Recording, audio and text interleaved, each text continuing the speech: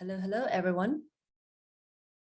Welcome to the 15th edition of MEV Roast, PBS on Ethereum Roadmap. This is Tina from Flashbots. I would like to welcome our Roastmaster, Hasu, for the day. And just a couple of things ahead of time about our Roast meetup. If you have any questions, feel free to directly ask your questions in the side chat. And most of the time, our roasts have had fun conversations in parallel in the side chat. If you would like to speak up, ask an interesting question, and raise your hand, our roast master and our co-hosts will do our best to bring you on stage. And lastly, if you would like to learn more about the agenda, as well as read up on the slides ahead of time or relevant resources, please check out the agenda link. It is up to date and have all the material that will be relevant in today's MEV Roast. Without further ado, let's get started. Hasu? Hey, Tina, thanks for the introduction. Hey, everyone. So feel free to interrupt the presentations at any time by asking questions. And if I think it's a good time to ask them, then I will act on it. Welcome, everyone. Today we are talking about PBS, which stands for Proposer Builder Separation.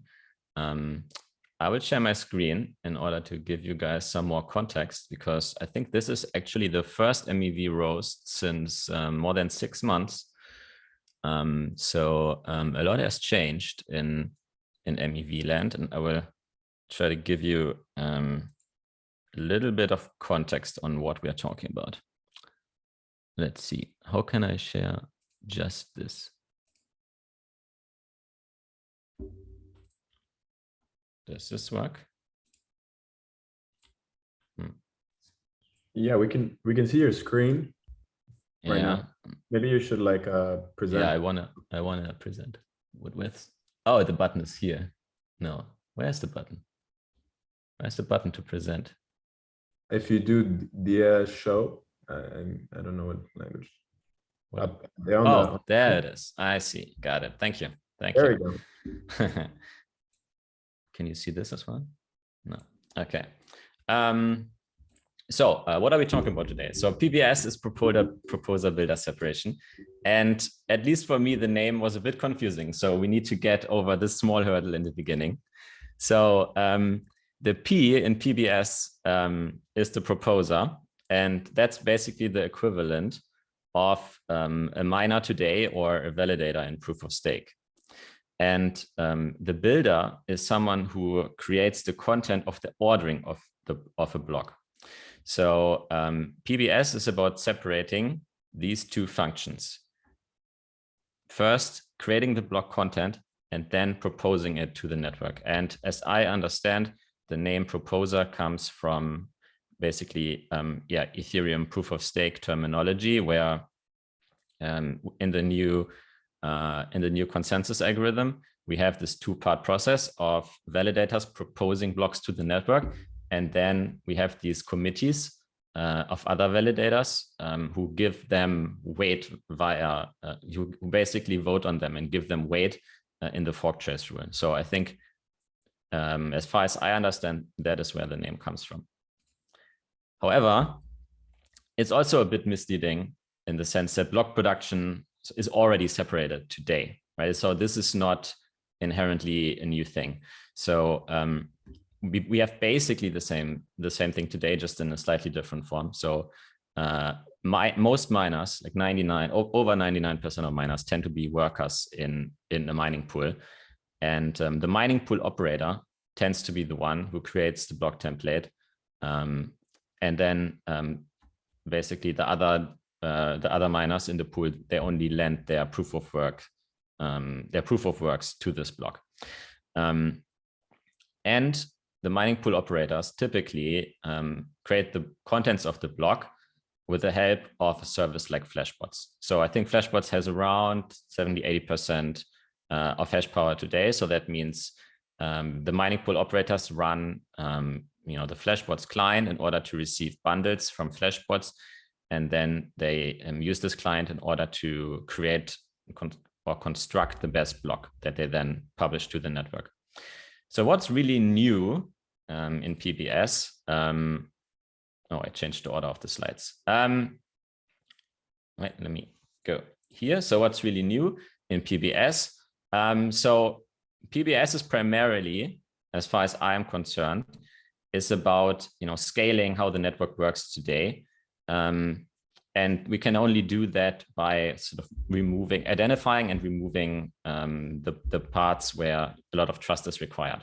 So Flashbots today is an integral part of creating block contents, and that's probably not going to change. And so it makes sense to understand where the different participants in the system have to trust each other. And the way it works right now is that the users and searchers, they have to trust the Flashbots relay and the miners in the system not to unbundle their bundles and to front run their transactions, right? So it's effectively a trusted system today. And the miners have to trust the relay, not to withhold any bundles from them and not to denial of service attack them. And after PBS, so this is sort of the goal, and in this conversation, hopefully, we will get a bit closer to what steps are necessary to get there. After PBS, the trust that is required by the participants in the system in each other will be greatly reduced. So users and searchers still have to trust. This is actually not for trust as PBS. This is for the step that comes right before it, but we will get to that. Users and searchers still have to trust a relay to some degree, but they no longer have to trust the miners. And this effectively removes the need to whitelist miners, because in Flashbots today is not because of the trust that is required in the miners not to unbundle any bundles and not to front run any transactions. It is effectively required that only miners beyond a certain size can participate, because if Flashbots had zero leverage over them, then the system wouldn't work. And for decentralization, it is very important that all miners can participate in the system, but that means there cannot be any trust required in the miners. And so just as PBS will be an important step in allowing all miners to have access to the best block. Yeah, right. And the miners also no longer need to trust relay. So that's something that we will talk about. And a couple of days ago, Vitalik posted this update of the Ethereum roadmap. So it just basically summarizes all the proposals that are going on in different directions and sort of neatly ties them together. And so the thing that we are talking about is on that roadmap. It is here at the bottom half.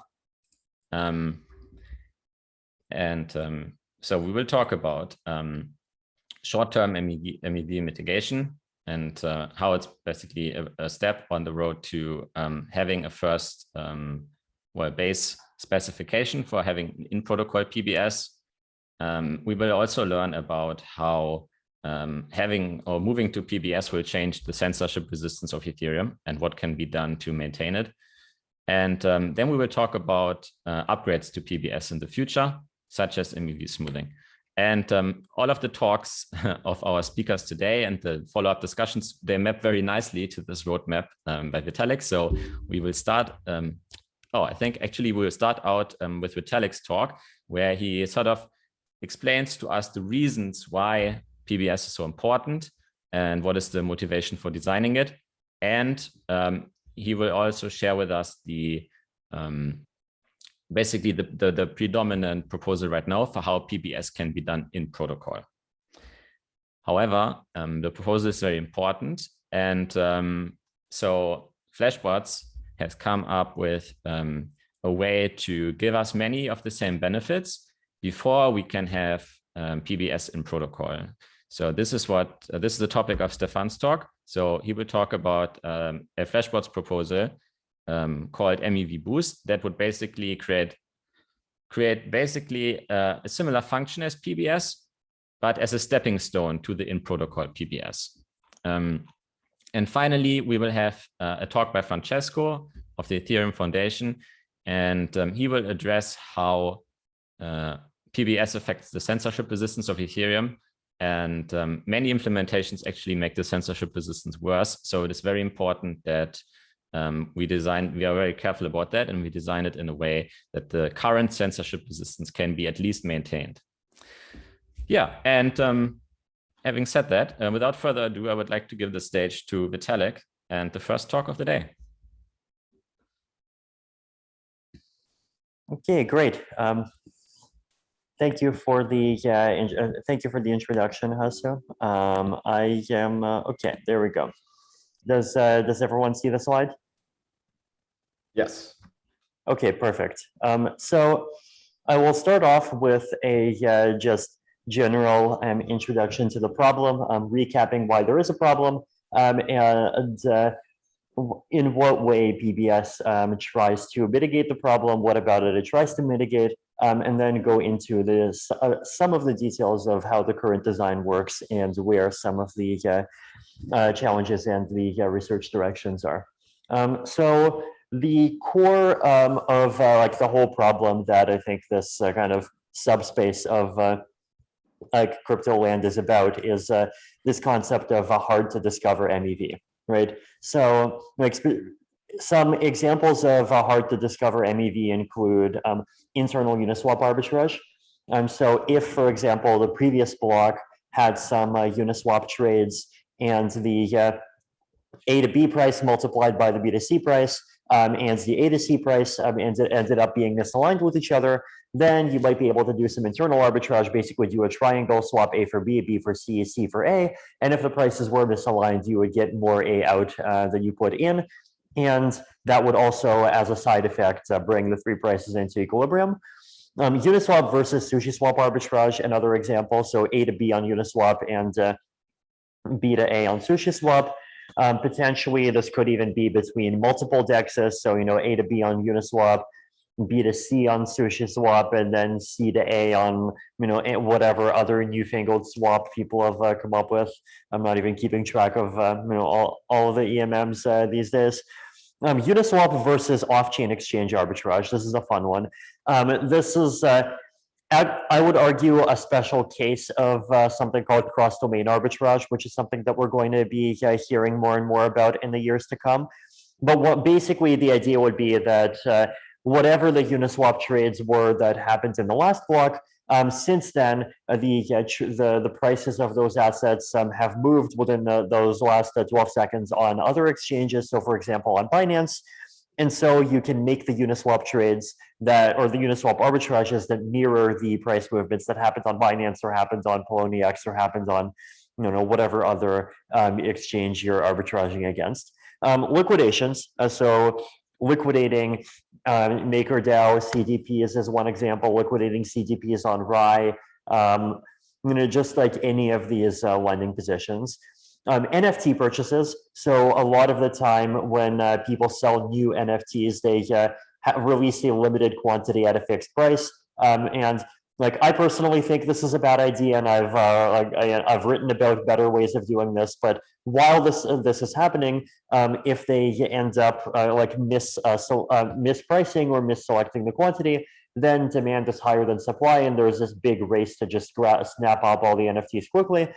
And that's also a type of hard to discover MEV, right? This is all revenue that can be gathered by being in the position of choosing the contents of the next block, where you need sophisticated algorithms in order to discover it, right? So like we're not just talking about what kind of simple MEV, like, people say like, oh, transaction fees are technically MEV. Like we're talking about MEV that actually requires these sophisticated algorithms to discover.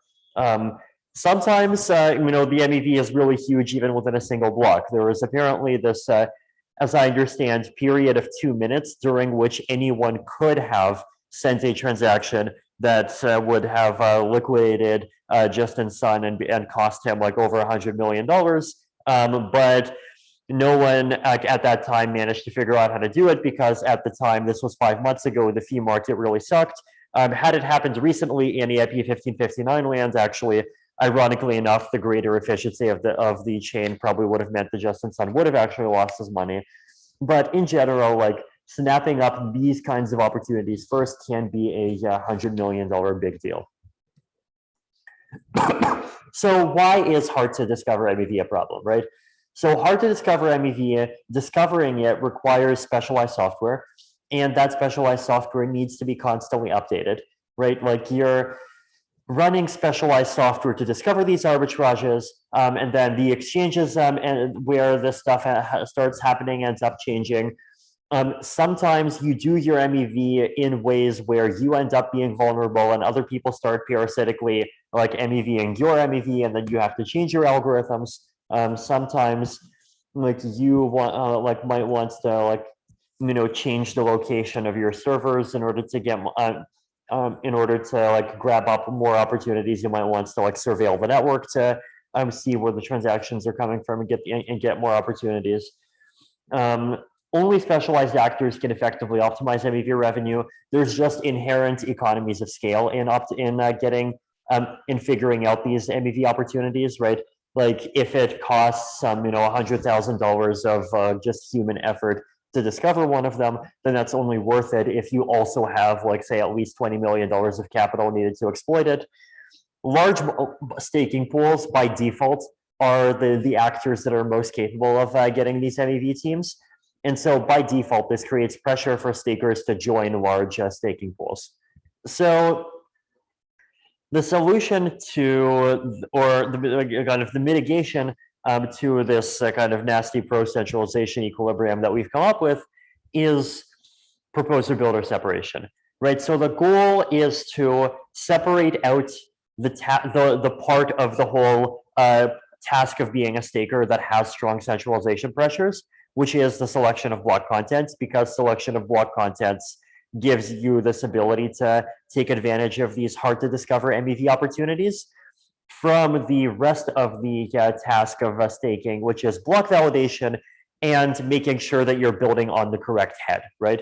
So like, you want to be able to outsource the ability to create block bodies without outsourcing the ability to choose the correct head, because if you outsource the ability to choose the correct head, then that becomes like really exploitable to create 51% attacks and do all of the other nasty things.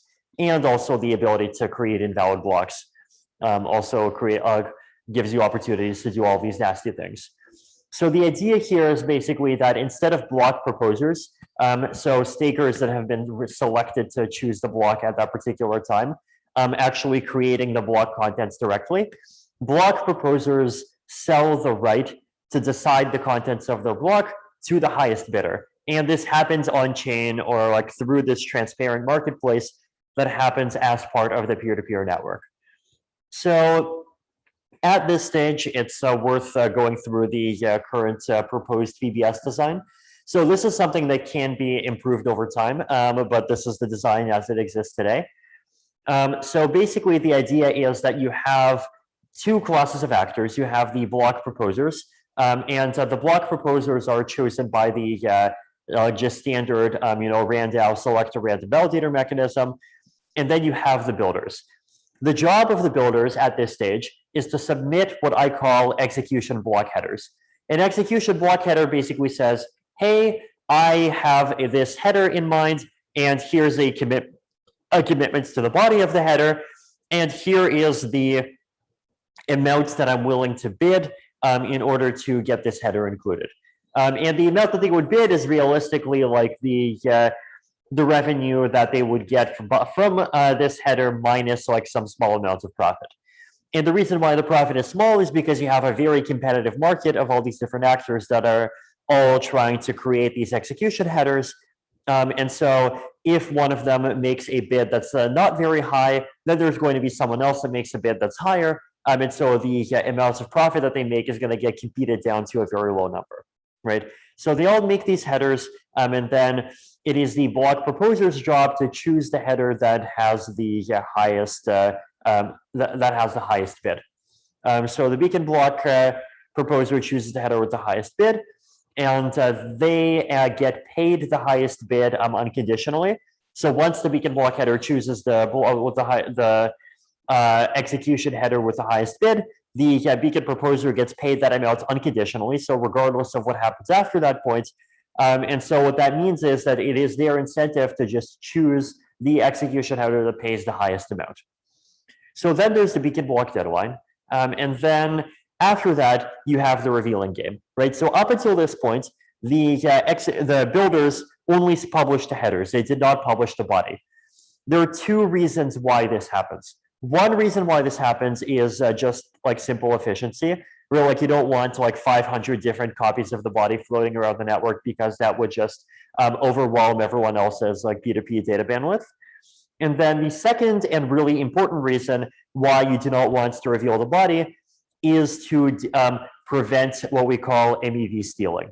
So MEV stealing basically means, like, let's say I'm a builder and I have some amazing strategy for extracting MEV revenue. Then let's say I do publish my body. Then all of the other builders, they're going to see my body, and they might be able to run algorithms that inspect my body, inspect and discover which strategy I am using in order to get that body. And then they just take that strategy, they incorporate it into their blocks, and then they add on their own strategies that they know about that I don't know about, and then they'll be able to outbid me, right? So in order to prevent like these kinds of stealing games, which, you know, if stealing games became the equilibrium, they would wreck the whole thing, because they would just create an incentive to merge the builder with the proposer. So instead of that, we just say no revealing at step one, and then the revealing game happens at step two. So how does the revealing game happen? So basically, what happens is that first you have a round of attestations happen, and the round of attestations basically commits to and solidifies the facts that this beacon block actually did win, right? So it solidifies it in the fork choice, and so that basically that prevents situations where a malicious proposer publishes at the deadline, and so some people think they published on time, some people think they did not publish on time. Instead, like, you just have a committee, and that committee kind of like tries to force the outcome to go in one direction or the other. And then after you have the committee, then you have the intermediate blocks, right? So the way that the intermediate, basically here, what happens is that it's the builder that publishes the intermediate block. So the builder basically was selected based on the winning execution headers. It's the winner's job to basically aggregate this committee, and then also the builder is going to reveal the body of the execution block, and they're going to sign the whole thing. The body actually gets checked against the header, and so the only thing that they can publish is the thing that they pre-committed to. Now, if they publish a block, then they already had to pay the fee in the header, but then they get the revenue from the body, right? They get the MEV from the body, and they get the fees from the body. So, like, theoretically, even the Coinbase opcode in the block should actually point to the builder address, so that anyone who is trying to quote compensate the miner would actually end up compensating the builder, right? Like, the job here is to actually concentrate all of the revenue into the builder. The builder figures out how to do the revenue maximizing, and the proposer's only job is to just figure out which header is going to pay them the most. So if they reveal, then they pay the bid and they get the MEV and the fees and everything from the body. If they screw up and they do not reveal, then they still have to pay the fee, but they get no revenue. So it's a big loss for the builder. So it's a bad idea for them not to publish. And then it's the job of this next round of committees and the job of these to basically say whether or not the intermediate block was published on time, or if it was not published on time. And so if the intermediate block was published on time, then they basically attest to the intermediate block. And if it was not published on time, then they just end up attesting to a kind of virtual block that says that there was no intermediate block present at this particular time. And then what the purpose of that is to solidify what is the head of the fork choice? Like, is the head of the fork choice the post state that includes this block body, or is it the same as it was before? And once that is solidified, that creates this kind of like stable thing on top of which the next round of execution builders can actually build on, right? And that is one cycle of the entire process, right?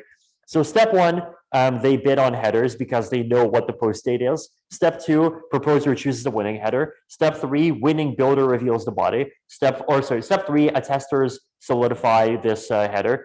Then the builder reveals the winning body. And then finally, the attesters select the winning body, and they vote on whether or not the body was present or whether or not the body was absent, and then you just go on to the next round of the exact same process. So that is the core idea of the current proposed design. And like, we'll talk about what the benefits are, and we'll talk about what the downsides are, and so what is the room for improving it. So security properties of the current design, right? One really important security property is that payments to the proposer is unconditional, right? So proposers do not have to trust builders. All proposers have to care about is basically which header has the highest bid, right? Because the returns of the proposer do not at all depend on whether or not the builder publishes. So this is important, right? Because if proposers do not need to trust builders, then one, that makes the marketplace for being a builder much more open and accessible. Like, there's no social credit score for builders that like everyone that they have to navigate, that ends up being some kind of like really exclusionary thing that benefits people with established reputations. And also, really importantly, that means that the proposer does not have the social task of figuring out which builders are trustworthy. And so that makes the proposer side more decentralized, because like being a proposer just means you have to run a daemon and you don't have to like go figure out and navigate the builder marketplaces. So that's one really important property. The builder has to reveal on time, right? So it's the builder's job to reveal on time. If the builder does not reveal on time, they pay their bill to the proposer, but they do not collect the fees from the block. This does impose some amount of risk on the builder, because basically if the network goes completely crazy, or if there was a 51% attack, then they do have the ability to basically force the builder to lose one round of fees without gaining the revenue that they expected.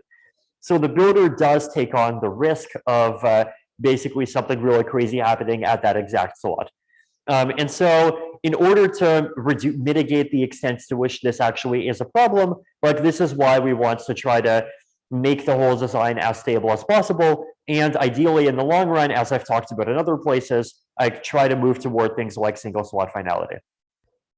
So third, a security property, no risk of MEV stealing in the normal case, because the builder should only reveal their body once the once the header actually has been solidified.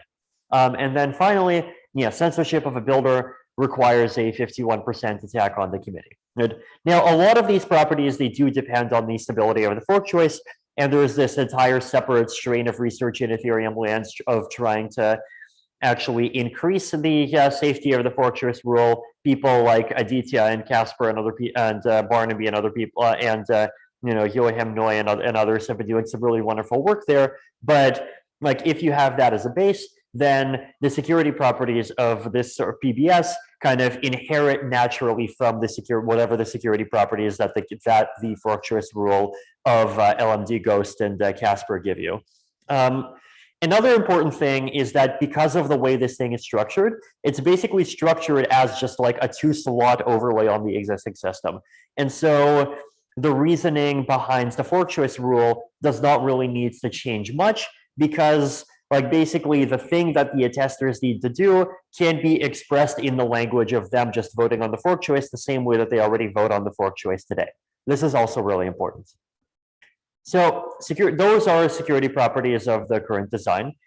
So now finally, we can also talk about some of the challenges of the current design. So the current design has the property that it involves multiple steps per slot, right? So it basically involves 2 virtual slots per every actual slot. And this requires increased block times. It requires stronger latency assumptions. So basically, either you keep the length of a slot the same and you have like 24 seconds instead of 12 seconds per, quote, actual block, or you have to reduce the timing of these slots to 6 seconds, and then you keep these 12-second blocks, but you have more risk. Or you take a kind of middle approach and you say you're going to have 8-second virtual slots and 16-second actual slots. Now, we can try to kind of cheat a little bit and to try to optimize things a little bit, right? So we can say, instead of having attestations and aggregations, we're going to have one round of attestations happen over here, and then one round of attestations happen over here, and then we're going to try to have aggregation only happen over here. Or ideally, we could even try to say, we'll have one round of attestations here, and then we're going to have n-2 committees happen somewhere in the middle, and then the aggregation happens in parallel. And so we can try to kind of squish things together and optimize it a little bit. So instead of being 2x, it's maybe 1.3 or 1.4x. But this is one of the open research areas, right? Trying to kind of parallelize and squish things together more, so you don't have this trade-off between either having less frequent blocks or having much tighter reliance on aggregation and attestations being able to happen extremely quickly.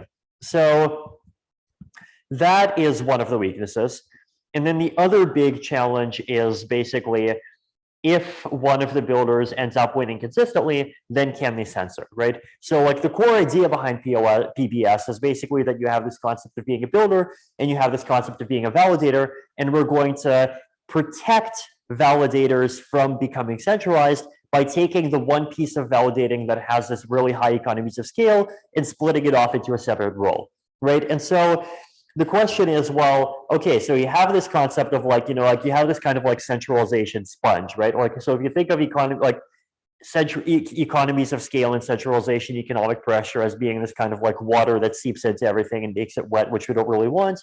And we want to keep the validators dry, then you have this kind of sponge that just soaks in all the water. And so the validators can still be dry, but then the question is, well, isn't the sponge going to be extremely wet, right? Isn't the builder market whose job it is to kind of suck in all of the centralization pressure from the validator ecosystem, isn't their job going to become extremely concentrated to the point where they you risk having very centralized block building, and then if that's the case, then doesn't that become a censorship vector, right? Imagine 3 builders creating all the blocks, and then those 3 builders that just end up being in the same jurisdiction, and then doesn't that potentially create this big political centralization dystopia where if they end up colluding and deciding hey, Uniswap is bad, then are they going to be able to shut down Uniswap or whatever?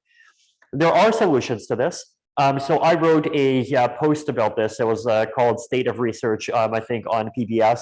It's on my Twitter. If you just scroll down, you'll be able to find it.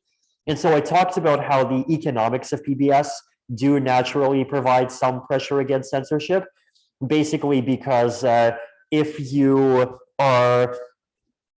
censor even one transaction, you're basically permanently putting yourself at an economic disadvantage every single slot. And if the set of transactions you have to censor gets bigger than the advantage of the best builders over whatever the open source builders or whatever the best kind of ideologically anti-censorship builders are, then eventually as a builder, you're going to either have to lose money every slot, or the other builders are going to outcompete you, and they're going to include all the transactions you were trying to censor, right? But then the question is, well, is this economic argument actually enough, right? And if the economic argument is not enough, then can we create kind of secondary lanes to try to allow people to bypass censorship the same way that optimistic rollups have secondary lanes in case the sequencer is censoring. And this is the topic that the next speaker, Francesco, is going to talk a lot about. That's right. Thanks, Vitalik. We got one question from the audience during your talk, and the person asked, so what if a proposer accepts the payment, but then when the builder reveals the block, just chooses to not include it? Would that be a concern? Mhm. So they're asking, so the I see. proposers do not need to trust the builders, but what about the builders' Hmm. trust in the proposers? Okay, so this is exactly why in the design that I outlined, what happens is that the builder for the SWOT N+1, so the builder for the SWOT after the proposer, or for the virtual SWOT after the proposer, actually is the builder, right? So basically, the job of proposer N is to include this header that chooses what you can think of as being the proposer for SWOT N+1. So like there is no proposer that has to approve the builder.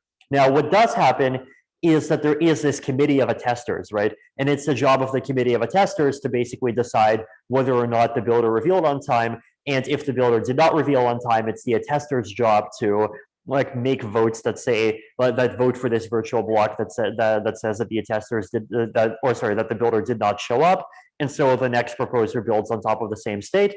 But that is a decentralized committee, right? So the builder does have to trust this committee, and if there is a basically a 51% attack or close to a 51% attack going on, then yes, a dishonest majority can grief the builder, but that's a much higher bar than like one proposer being able to grief the builder. Got it. I have some questions for you prepared as well, if you have some more time. Amazing. I do. I have lots of time. Perfect. So Flashbots has already gone from one bundle per block to several bundles, and going to full block proposals is just another incremental step here in theory. So could you reiterate again, what is the problem with just doing more of what we do today in terms of PBS via Flashbots compared to moving to an in-protocol proposal? Sure. So the version of Flashbots that exists today currently on mainnet is honestly from a long-term centralization perspective pretty dystopian, because basically it relies on the proposer to be trusted, right? Basically the build and the reason is that the proposer does have the ability to see the contents of the of the bodies that are being proposed, and so the proposer has the ability to MEV steal, and potentially the proposer has the ability to do other things, like if, for example, your MEV extraction relies on sending transactions that that are vulnerable to sandwich attacks, then the proposer could end up sandwiching you or whatever. So basically the end goal, the reason why proposers needing to be trusted is such a problem is because it creates a centralization pressure, right? Basically, as a builder, you're going to whitelist Lido, you're going to whitelist Coinbase, you're going to whitelist Kraken, but you're not going to whitelist random Joe with his 32 ETH off on his local Raspberry Pi at home, and so that creates an ecosystem where basically you're just going to get staking pool dominance, and even within staking pools, you're going to basically you're going to create a pressure in favor of the staking pools where the actors that are actually making the bodies within the staking pools are trusted, right? So it even risks favoring centralized staking pools over decentralized ones. The Flashbots, the short-term post-merge architecture that I think Stefan has been doing a lot of hard work on, really improves on this, but it does this by basically adding this kind of class of actors in the middle called relayers, called relayers, where basically the proposer only sees a header, and then the proposer signs a header, and then the body gets revealed. The purpose of the relayer is to attest to the proposer that the body is valid, and that the body actually exists. So in this case, if the relayer did not exist, then the proposer would still have to trust the builders, and that would also basically that would not centralize the proposer market too much, but that would risk centralizing the builder market, because if the proposers are decentralized, then they are going to be pretty slow to update their nodes and keep whitelisting more builders. And so instead, we say we're going to have this set of actors in the middle called relayers, and relayers are going to be kind of fairly stable, and proposers do have the responsibility to whitelist a bunch of them, but relayers would then be able to like start talking to builders, and they would even be able to start talking to like completely new and untrusted builders. So this is already an improvement, but it does depend on this class of actors in the middle called builders. And like that's still annoying, right? Like it's still a trusted role. It's a role that proposed like, and so the task of choosing the relayers ends up not being fully trusted. There's the question of whether or not the relayer market ends up naturally centralizing over time. Like there's all these concerns. And so the idea of in protocol PBS is basically saying, well, can we essentially take the relayer role and put it in protocol somehow, right? So can we take away the need for proposers to even have to worry about, you know, is the body going to be published or not, basically by creating this design where proposers really do only have to worry about like, is the header there? And if the header's there, they just like take whichever one has the highest bid and then they're fine. Yeah. So to summarize what you said, the proposers today need to be trusted because they can see the entire transaction flows, all the bundles that in theory ought to be private, right? And hence we need to trust the proposers, and that creates a lot of centralization pressure among them. We can only allow basically the big and trusted ones into the system that we have some kind of social or economic leverage on. And in protocol, PBS would eliminate that, so that there would no more need. There would no more need to trust the proposers. But at the same time, the proposers themselves have to trust the relay today. And that would also get eliminated, at least to a large degree. Let me ask you a bit of a cheeky question.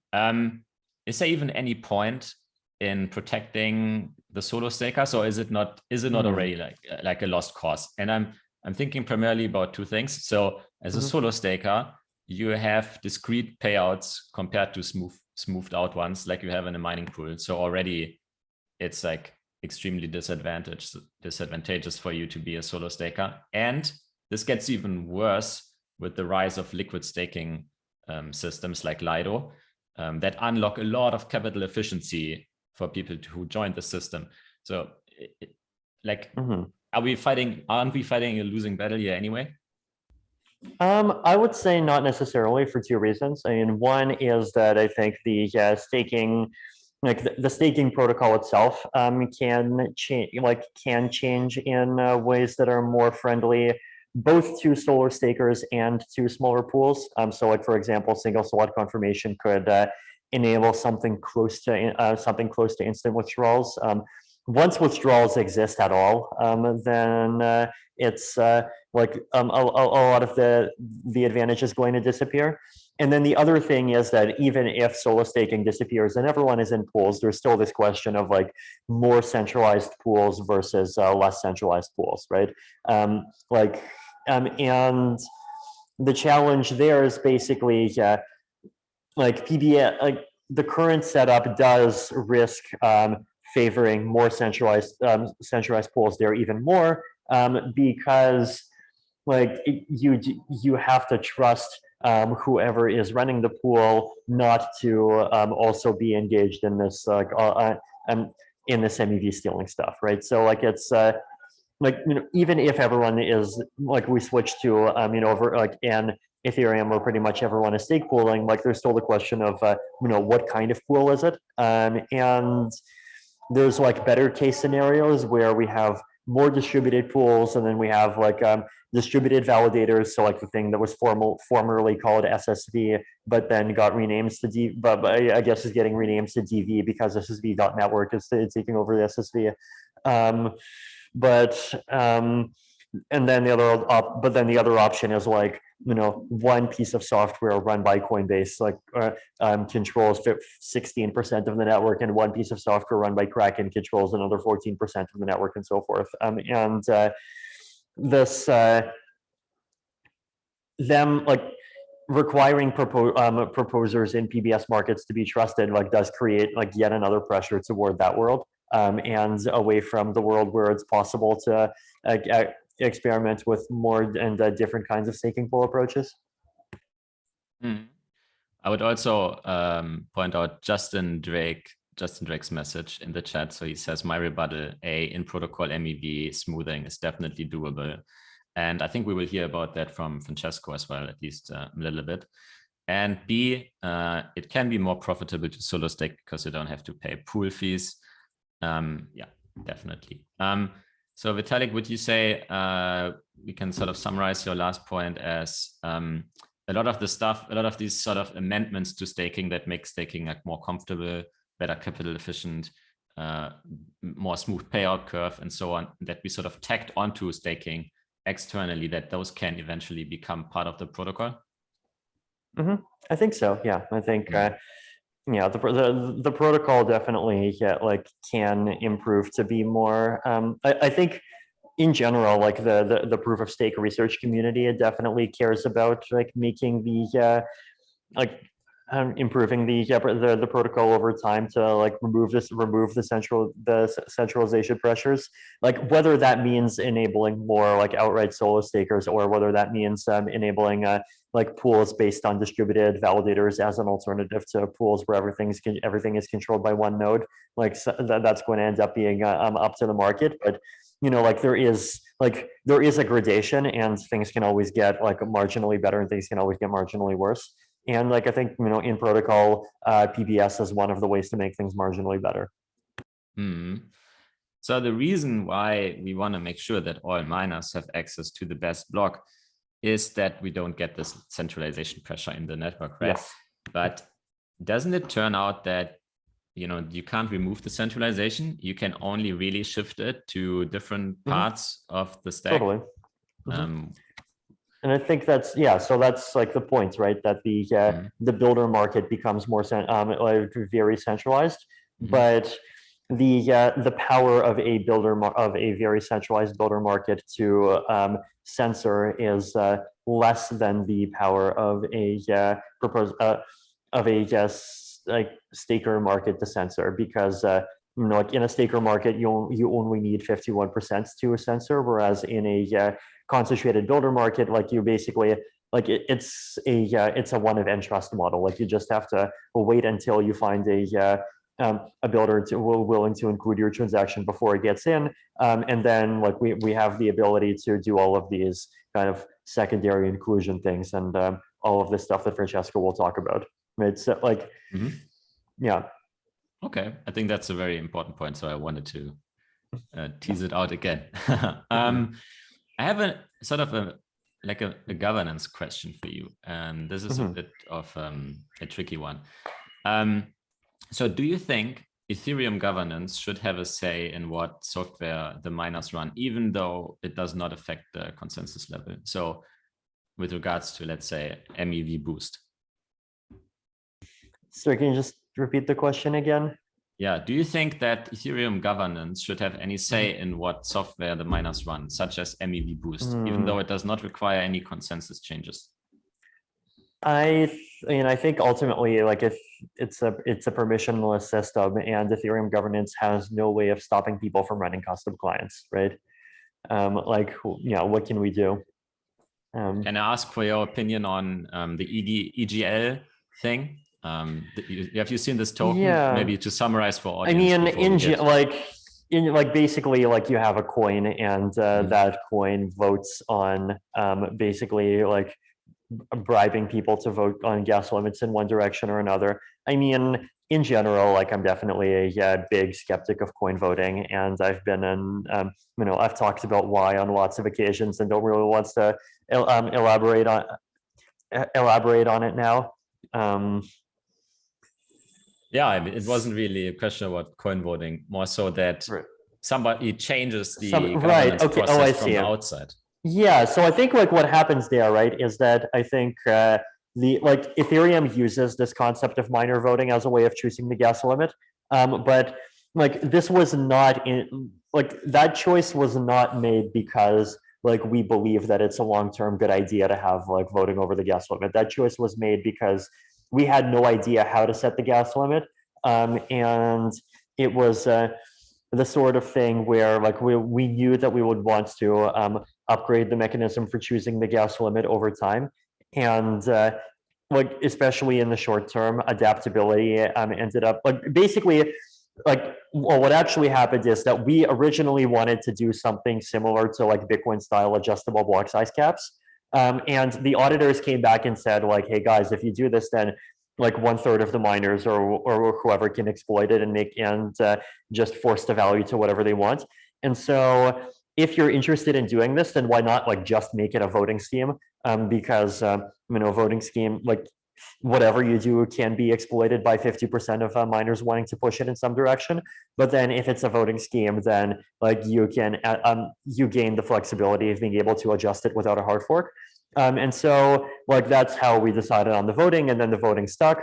And then it turns out that miners have historically have done a decent job of like reducing the gas limit in the case of say DOS attacks or whatever. But I don't think there was ever any intent of saying whoever controls the consensus like has a moral right to kind of govern the gas limit parameter.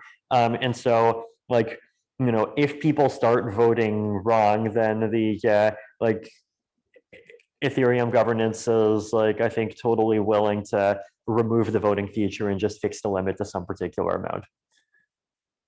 Yeah, got it.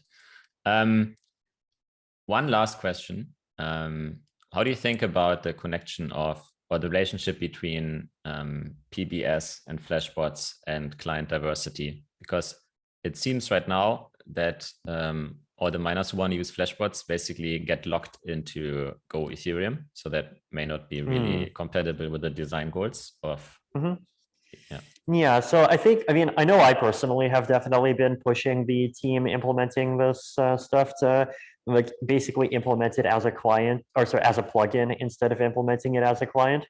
And like in theory, it should be possible to, right? Like because like from the validator point of view, like basically validators just need the functionality of like just like signing a header that's provided from the outside, and then they could just run a separate daemon that like listens in for the headers, verifies that they're signed by one of the relayers or whatever, and then verifies and then chooses the one that has the highest bid. So like that kind of architecture, like basically just make it be a separate daemon, and then have the clients just have extra functionality that says like look to this source to tell me what header to include. Like I don't see any reason why that should not be possible, or even why that should be technically harder than any other way of doing things. And then like once you have like if you do it that way, then like it is fully compatible with client diversity. Yeah, thank you very much. Does anybody else want to step on the stage and ask a question of Flashbots friends and contributors? Unless, or if not, yeah, I actually had a question. Basically about the two-slot proposal and why we want to move from the original one, which was the one-slot one, to this one. Just from my perspective, or at least like my understanding is that the point is that we want to protect builders more just by having this intermediate committee that votes and kind of gives them some assurances. But like at least to some degree, we could still protect them in the one-slot proposal by having the header publication deadline be before maybe having like 1 or 2 seconds a delay between the header publication deadline and the builder, right. Like the body publication deadline. And just like I guess it's just is the extra complication worth it to just better protect builders? Like why do we hear so much about protecting builders, I guess? Well, there is also one other argument for doing something two-slot like, which is basically that like it's not clear that enforcing these like separate timeouts is actually game theoretically stable. Like there's like what's the actual incentive to like vote according to the timeouts instead of like just voting along with the majority. And the only way we know of to actually create some kind of incentive is to kind of put some like one actor in the middle that would actually be able to include the committees and give rewards to them for submitting their attestations early. So like if there's a solution to that, then it could definitely make a more parallelized option work better too.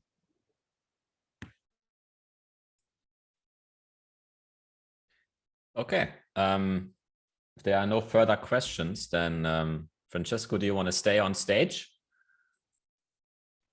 Sure. Yeah, I'll share my screen. Okay, then. Yeah, for the audience, we're moving on to the next presentation. Francesco, can you give like a really short intro of yourself?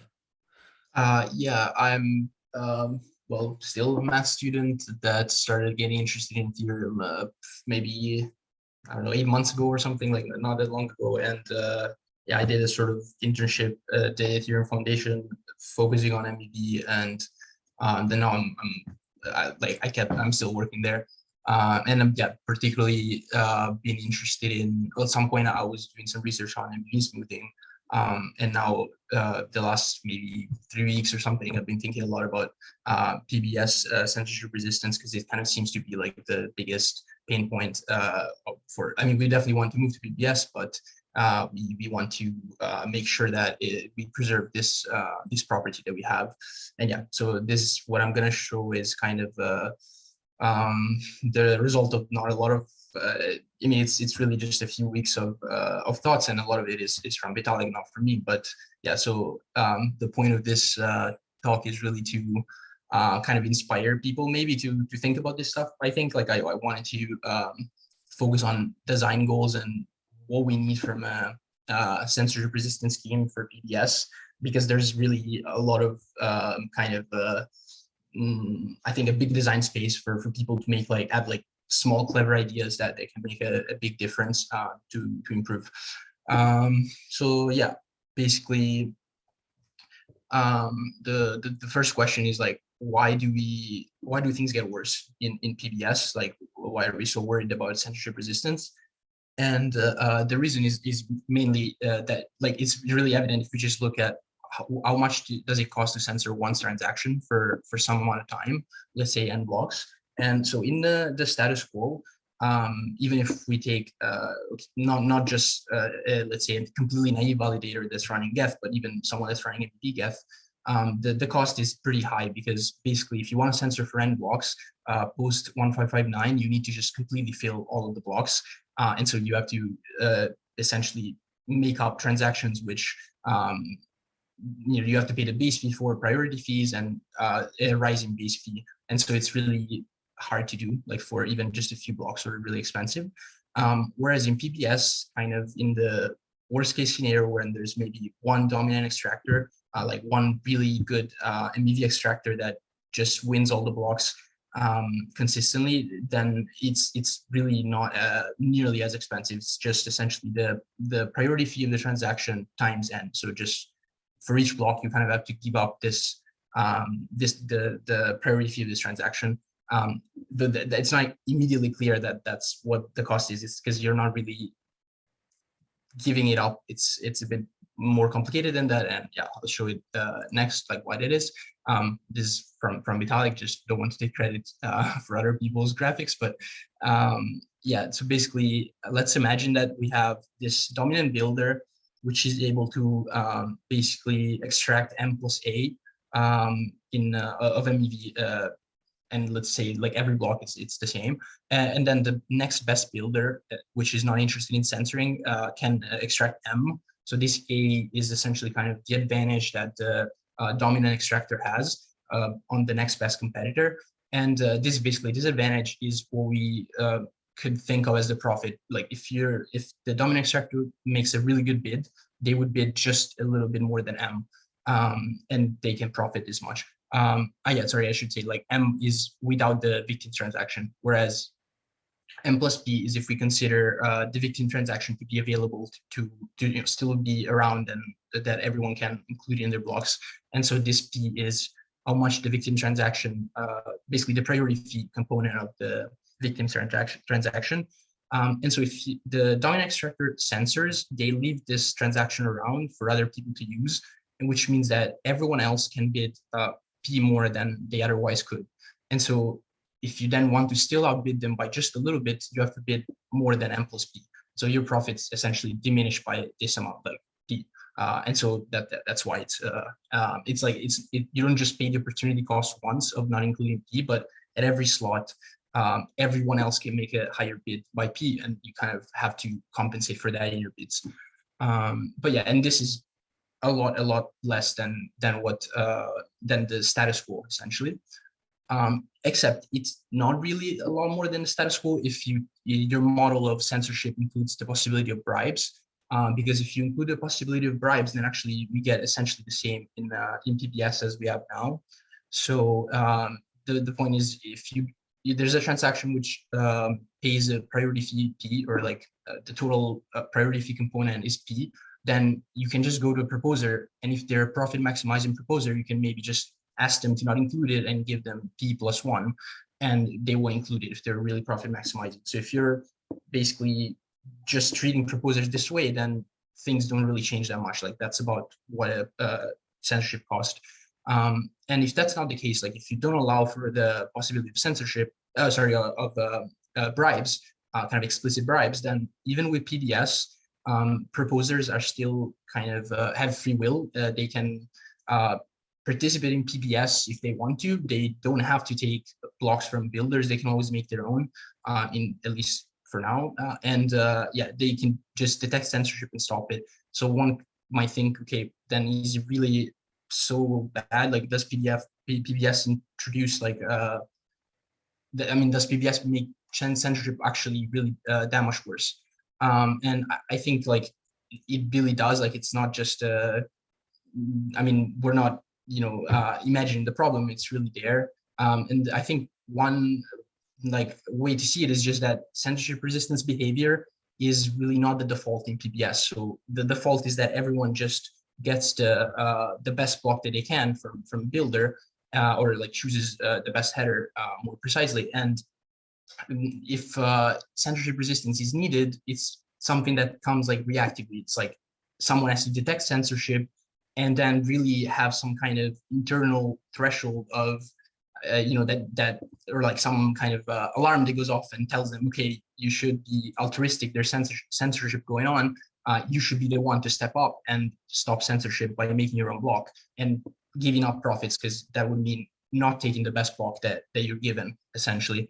And I think there's a big difference between, yeah. Can I ask one question? So by stepping up and making their own block, you mean, so we are talking about proposers / validators, and you want them to no longer select the most valuable block that includes the censorship, but make their own block, which might be less profitable to them, but be better for the system overall. Yeah. Yeah, exactly. Yeah. So essentially, just, maybe have some kind of internal censorship sensor that goes off and tells them, okay, this transaction has been in my mempool for 20 minutes. The whole time it was includable, but no one has included it. There's censorship going on. I'm going to make my own block and include this transaction. And obviously, if you're some random proposer, you won't make a very good block. That's the whole point of PBS, that we don't want to ask proposers to be able to make good blocks in the sense of how much MEV they extract. And so it means that kind of by like default, by doing this, you will earn less than you would have otherwise. And so we're really, if this is how we think about censorship, we're really relying on some proposer to kind of at some point just decide to be altruistic, and that also that they have to be the one to be altruistic. That it's not going to be the next proposer, or eventually someone will do it, but like, I'm going to sacrifice profits to stop censorship.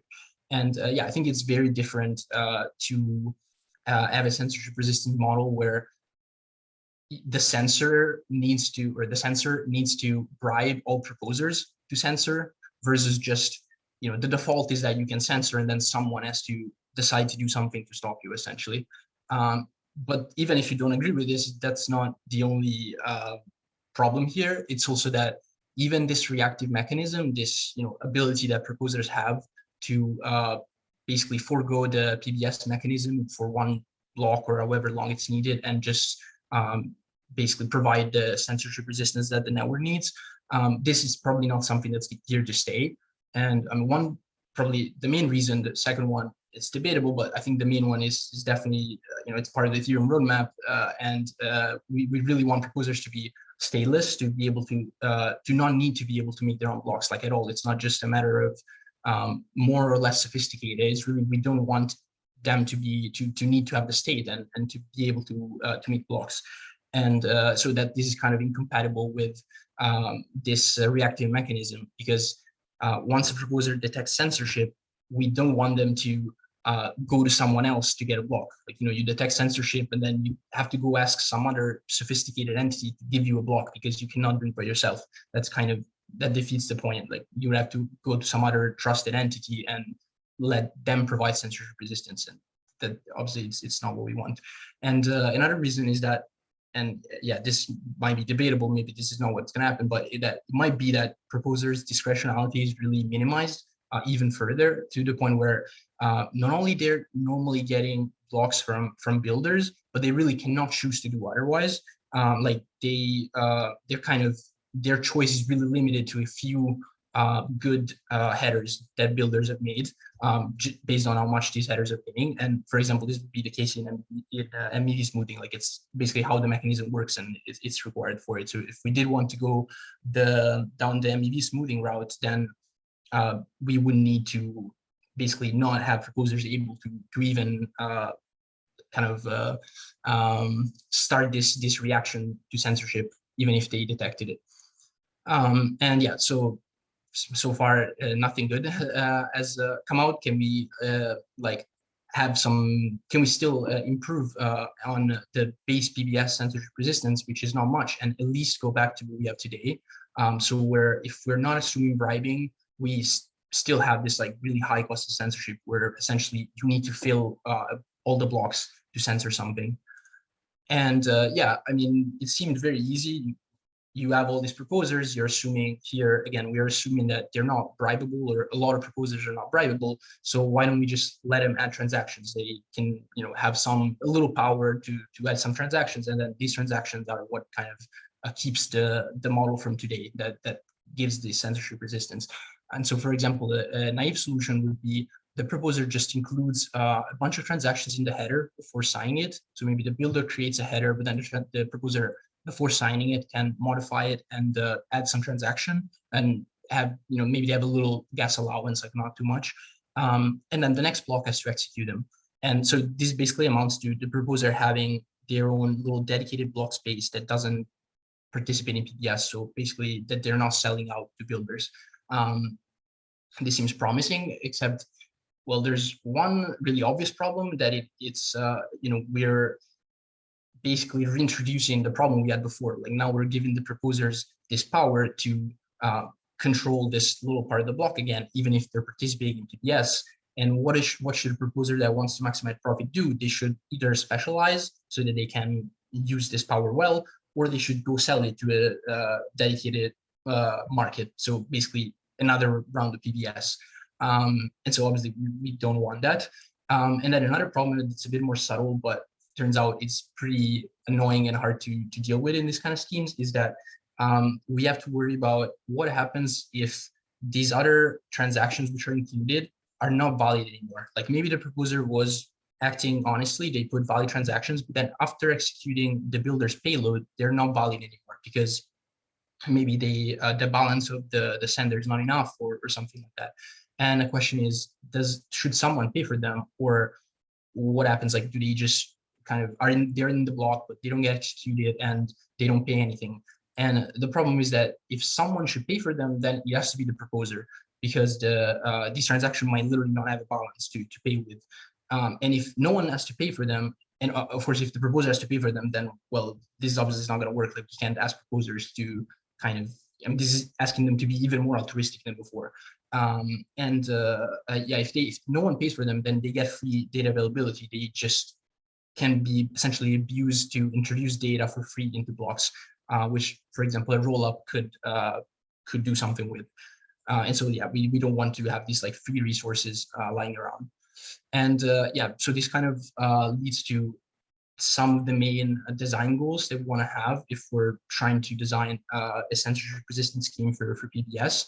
which is, I mean, the main one, and this is why it's on top, is that we really don't want to kind of sneak in centralization by, we've like kicked it out by, tried to kick it out by introducing PBS, and we don't want to then modify PBS to introduce centralization again on the proposer side. And so that's probably the biggest, most obvious goal. Then again, no free data availability, as I said before. And this is, again, really tricky. And we want to be compatible with stateless proposers, so we don't want the proposers to need to execute anything. And we don't want to require a lot of altruism.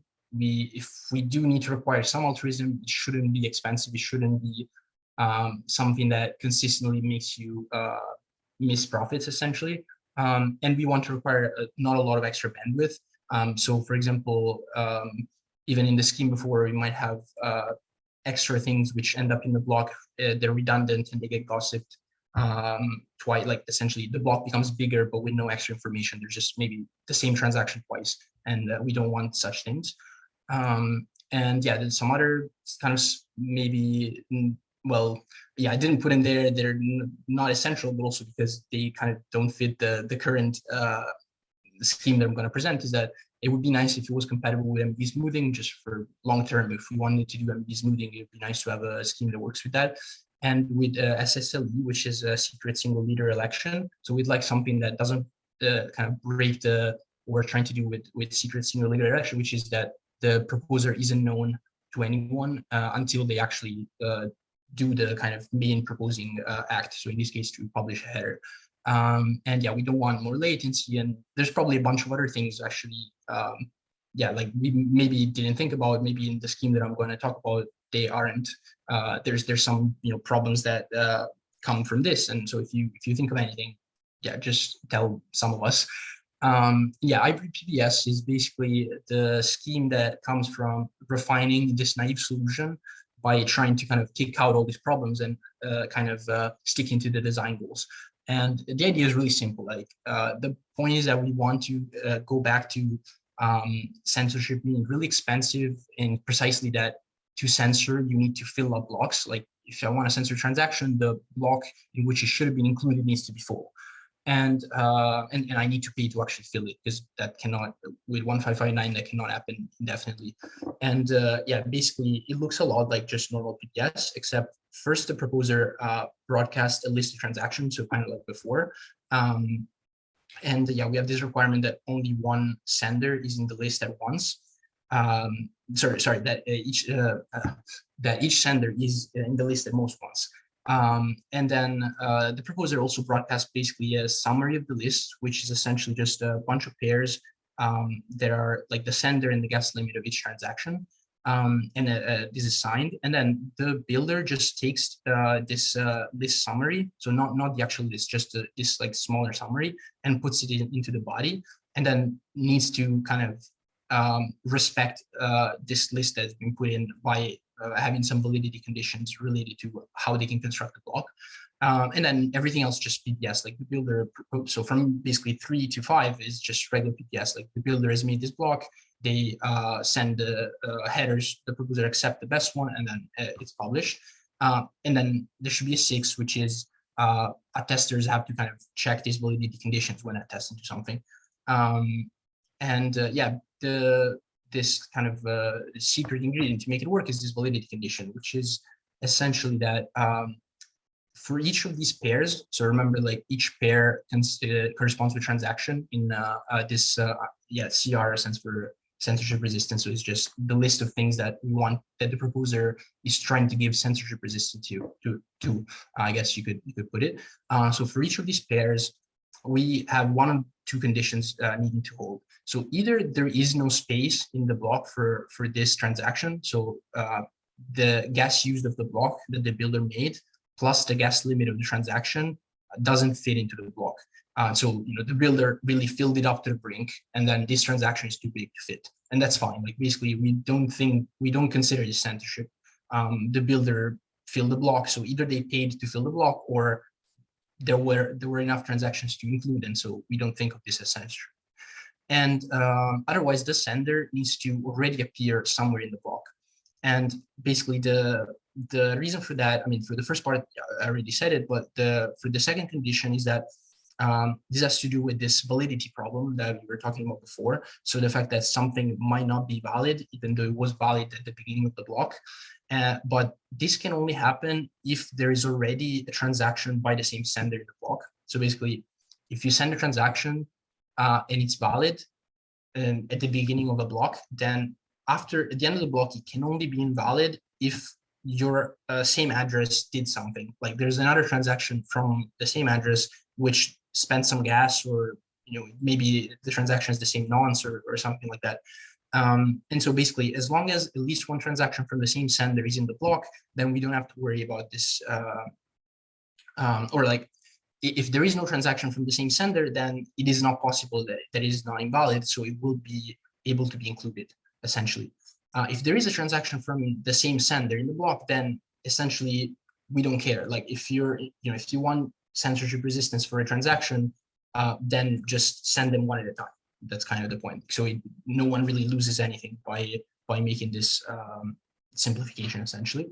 And so, yeah, with these validity conditions, we're guaranteeing that everything that could have been included in CR list is included, essentially, in the block, without having to put everything in the block. So there's no free data availability except for this pairs, but it's not much. And actually, we can make this a bit more sophisticated and get rid of almost everything and really make it so that only things which are included, which are actually like executed and valid, are in the block, or even have like a little bit of data in the block about them. And yeah, now to think about why does this respect our design goals?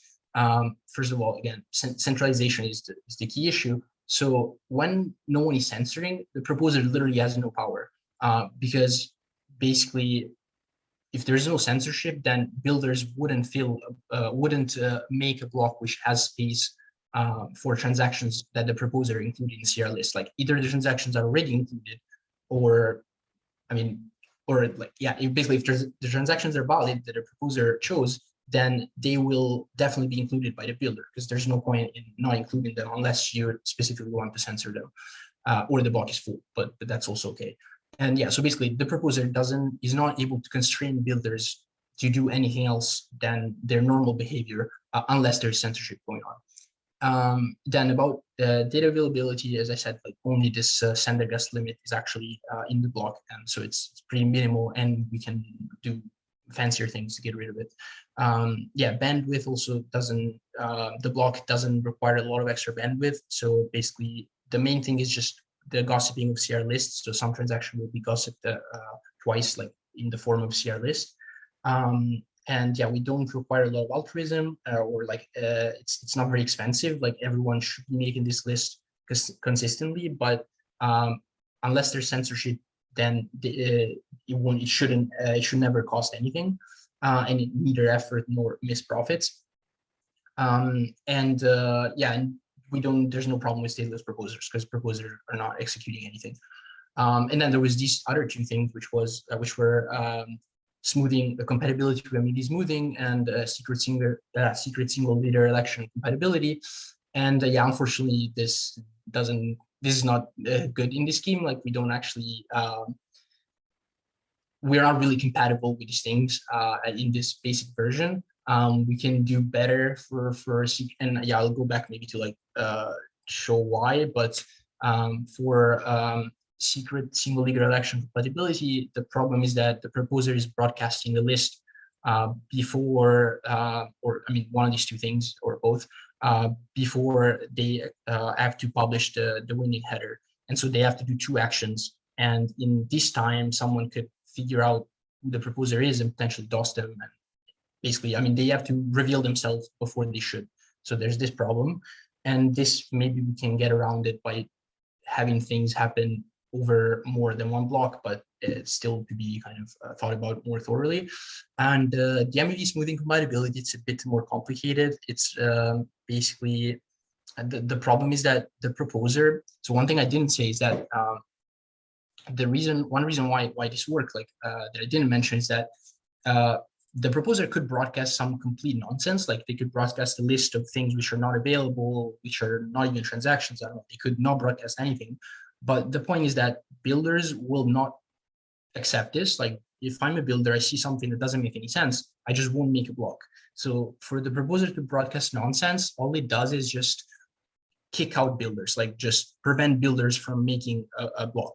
And so essentially it's like the same as the proposer just renouncing the right to participate in PBS. Like if they want to make a block, they have to make it by themselves, essentially.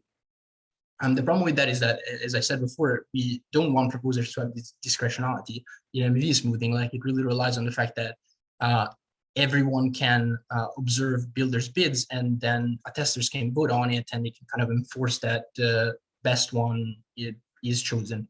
And so, yeah, the proposer here can just like broadcast some nonsense, and then essentially they become the only builder that can bid at that point, and so they can kind of get around the smoothing constraints essentially and not pay up pretty much.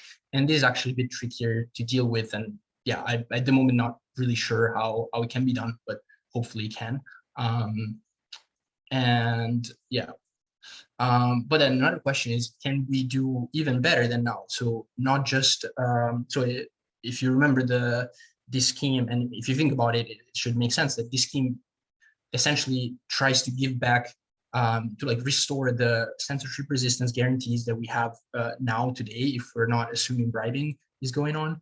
And so can we do something that is even better, that is like purely economic, in the sense that like doesn't require any participation from proposers? I mean, well, the minimal level participation of choosing bids in some auction, but not specifically something like making this list, or like before in the base PBS, something like stopping participation in PBS and making their own blocks, like not requiring this kind of activity from proposers, but really just requiring proposers just to choose bids.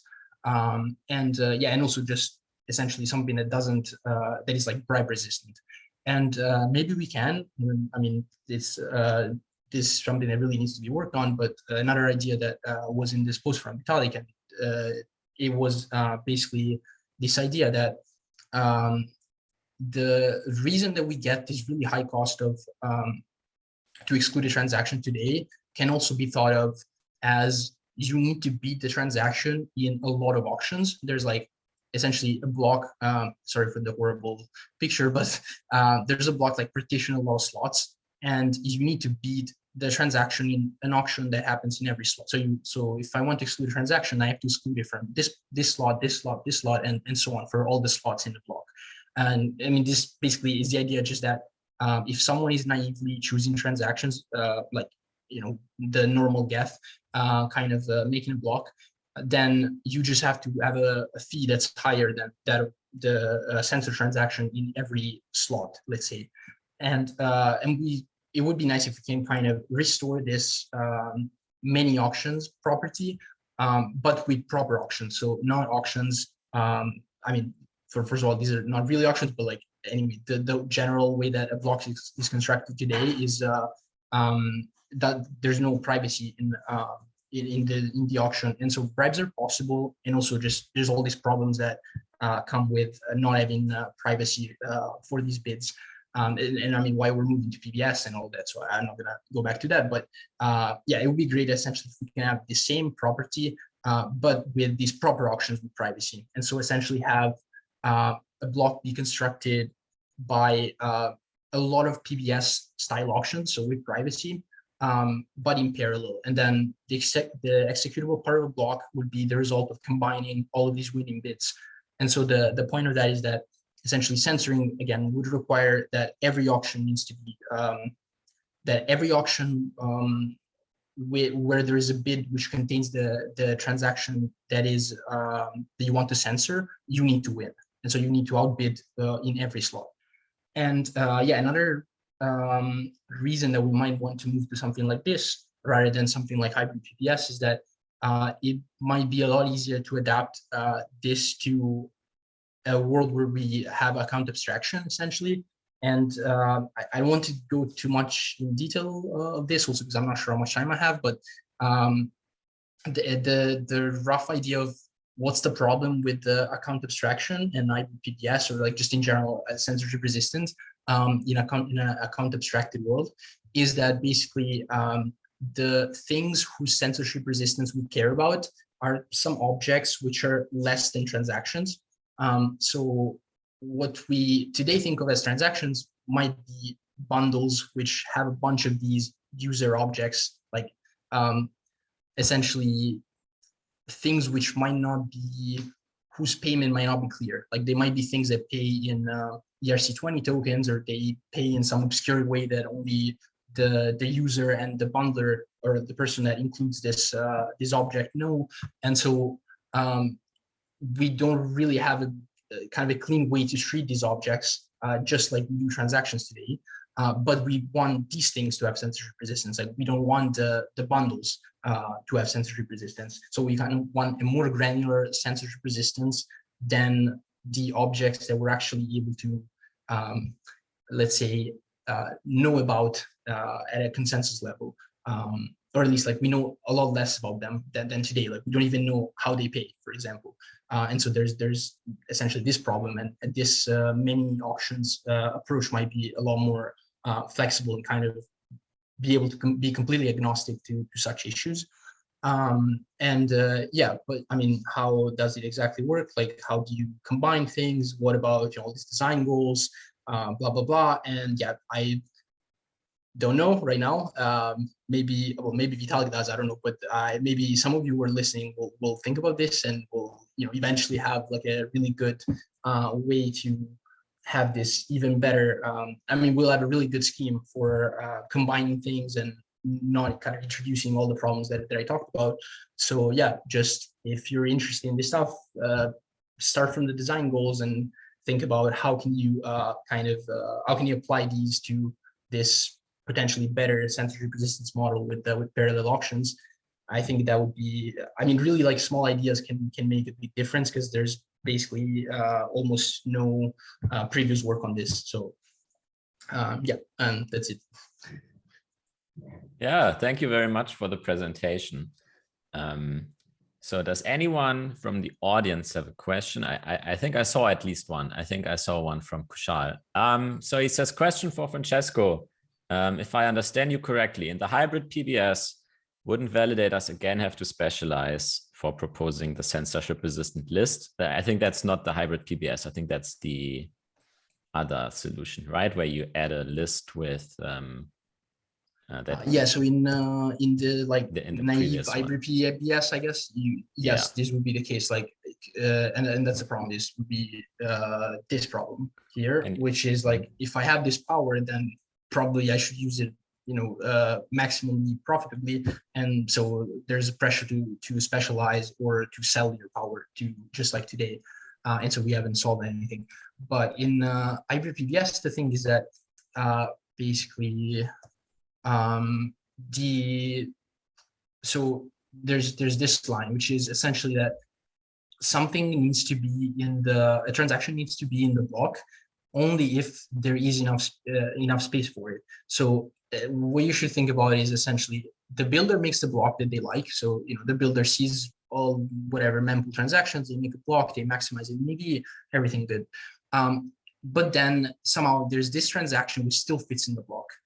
If this builder isn't censoring, then why is that the case? Like, why are they not including this transaction, which is paying them? So essentially, the only case that this would happen for the builder to kind of be forced to put this transaction in that they got from this CR list is if they actually were intending to censor to begin with. So, you know, if like 99% of the time there is no censorship, then 99% of the time it will make no difference what the proposer broadcasts, in the sense that no matter what they broadcast, either the builder was going to put it in anyway because they're not censoring, and so they want to put all the things that they can find, or the block was already full, and so it doesn't matter. Like, essentially, the idea is CR list only matters if there is censorship already, where censorship is defined specifically as in there is space in the block, but the builder is not using it. And yeah, that's it. I don't know if like yeah, let me know if that didn't quite answer your question. Can go back on it. Yeah, it did for me. So if the person asking the question has any follow-up, then please post it. So let's see, would you be, I think, given that this was the most advanced presentation of the day, I think it would be good to recap some of the basics of it. Would you say that that PBS actually makes the censorship resistance of Ethereum in its naive form a lot worse than it is today? I would say yes. I mean, I think first of all, if you don't have this model where it's easy for proposers to be bribed, so if someone wants to bribe, they're really not going to each proposer. So if I want to censor something for n slots, I'm really not going to each proposer and telling them, please don't put it in. I'm going to give you more than the transaction is worth. Or anyway, you think that this is hard to do because the proposer set is decentralized and so on. So if you don't have this model, then it's pretty clearly much worse, because we really have this kind of much lower cost of censorship. Like you just have to pay the priority fee of the transaction for the number of blocks that you want to censor for. Whereas here you really need to like fill up all the blocks, make the base fee blow up, and it gets really, I mean, even for one block it can be really expensive. The block is almost empty. So it's very different if you don't assume that it's easy to go to proposers and like individually try to bribe them.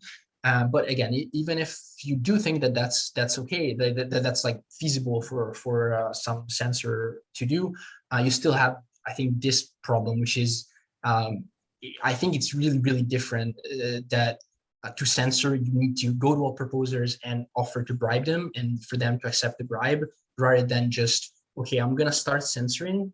And by the way, also another thing difference is that if you want to censor for one block and you're this dominant extractor, you can immediately do it. There's no one can stop you in advance, kind of.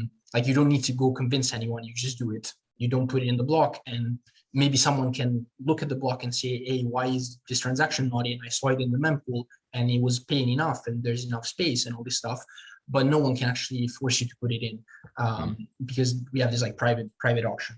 And so, yeah, you can start censoring, and then you really are just hoping that no one is going to stop you, which I think is really different than actively needing to go and bribe each proposer to censor. Yeah, and I think maybe another way of framing the same thing would be that if you're the best miner today, even if you have substantial hash power, let's say you have 40% and you have the biggest margins, then you're still only gonna mine 40% of blocks, right? And if you want to censor a transaction, then yeah, to you the cost of censoring that transaction is the opportunity cost of not including it.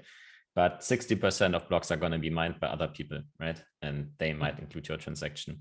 Whereas if you are the best builder and have the highest margin, then I think there's a pretty high chance that you're just going to win every block.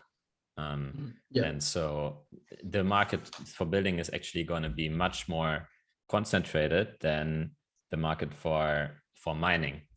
So my question to you would be, given that, and given how sort of challenging the solutions are you even in favor of PBS? And if yes, why? Yeah, I'm definitely in favor of PBS. I think Vitaly did a very good job of explaining kind of why we want to move towards that. But yeah, I think I don't really see another. I mean, I think PBS will happen no matter what. It's just a question of, are we going to make it trustless and protocol?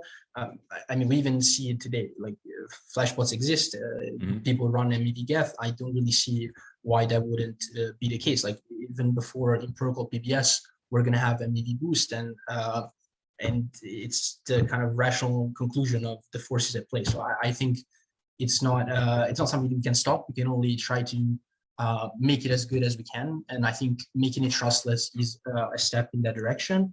But also another point is that I don't actually think the solutions are too bad. Like I think specifically, I mean, it's going to look very bad if you look at this presentation. I know I went through things very fast, but actually what's written here is quite simple. Like the last three parts are really just what happens in PBS today. and then everything else is just the proposer has to broadcast. Like it's basically the proposer chooses some stuff, broadcasts it out, and then the builder does something with it, and that's it. There's no interaction, and there's really not like this validity condition is very, very simple. And yeah, I mean, this is not perfect. There's some issues there. I mean, this, problems with the SSLE, with smoothing. But I mean, well, for one thing, smoothing only comes with PBS anyway, so that it's not even, we wouldn't worry about smoothing if we didn't have PBS to begin with. But yeah, I actually think this is not so bad, and this is stuff that's been thought about in the last month, maybe not even. So hopefully we'll come up with much better schemes. Yeah, I agree. I think the list approach looks quite good to me. And I think, yeah, the big point that I think we would want the audience here to walk away with it is that PBS, as it means sort of the division of labor between proposers and builders is happening. It's only like a matter of if you want to put it into a protocol or not. Like it has been happening for a long time. Flashbots is just a form of PBS, but it's happening outside the protocol. And to make it work there, as I tried to say in the very beginning in my intro talk, it requires a lot of trust in each other from the different participants. And as a result of that trust, we create, choke points for a system like Ethereum. And we also become forced to exclude some of the less trustworthy smaller participants, right? So I think that again highlights, why we want in protocol PBS in spite of the challenges that it brings, because we have to compare to the challenges that already exist. And even though a system like Flashbots is not getting exploited today by miners, it could well happen, and there could well be like pressure exerted on it from the outside. And I think this is all stuff that, like, if we want to preserve Ethereum's decentralization, then it's going to be very important. So yeah, completely agree with you. Some questions about MEV smoothing. So you touched on this very briefly. So what is MEV smoothing, and why might we want it?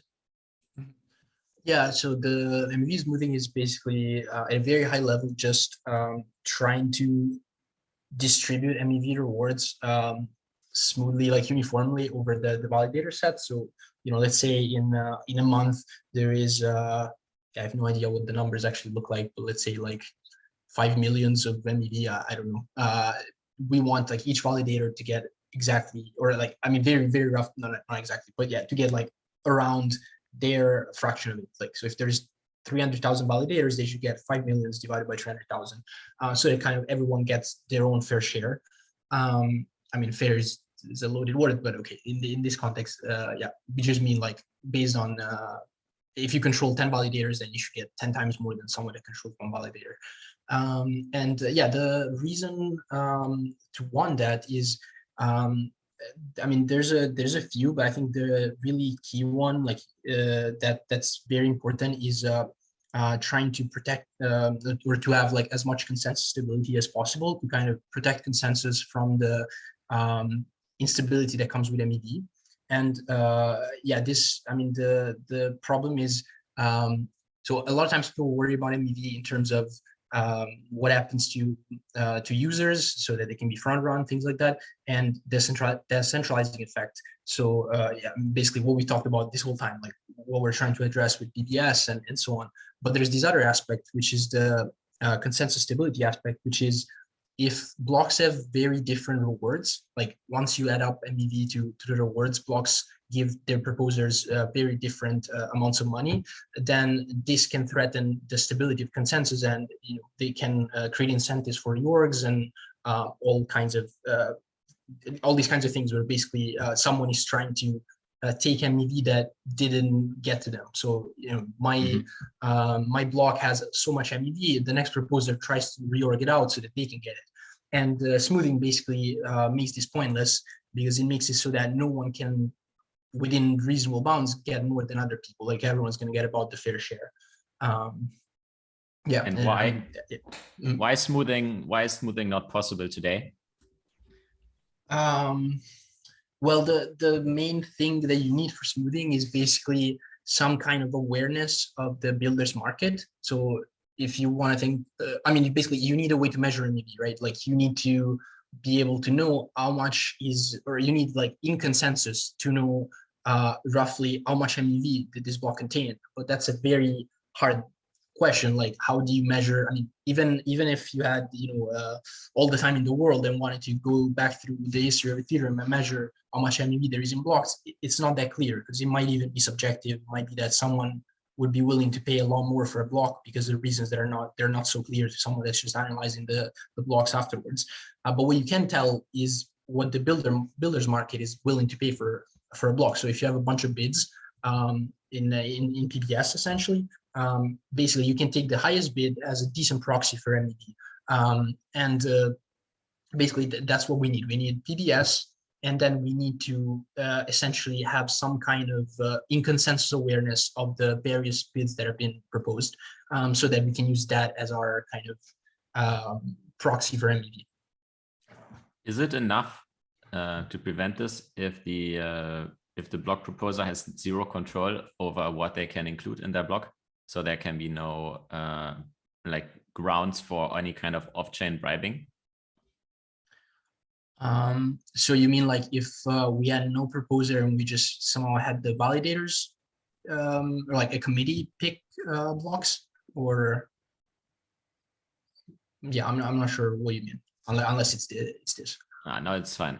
We can talk about it later. I think it goes too far. Last question. How does MEV smoothing affect the censorship resistance of Ethereum? Yeah, so I mean, well, maybe from what I said so far, you might think, okay, it's only bad because it prevents us from. I mean, if we want to do smoothing, then okay, hybrid PPS doesn't work, and we have to like come up with some other modification that works. But I think it actually can affect it quite positively. And the reason basically is that it makes altruism a lot cheaper. So we don't want to rely on altruism a lot, but I mean, even in hybrid PBS, it's like really minimal altruism, but still we're asking proposers to do something that they don't have to do. And I kind of glossed over this, but you could think, okay, broadcasting an empty list is optimal because you never exclude any builders. Like it could be that you broadcast a list, but then some builders don't see some transaction, or maybe they only see the summary, they don't see the list, and somehow they miss some transactions, and then they're kind of excluded from the auction because they cannot make a valid block.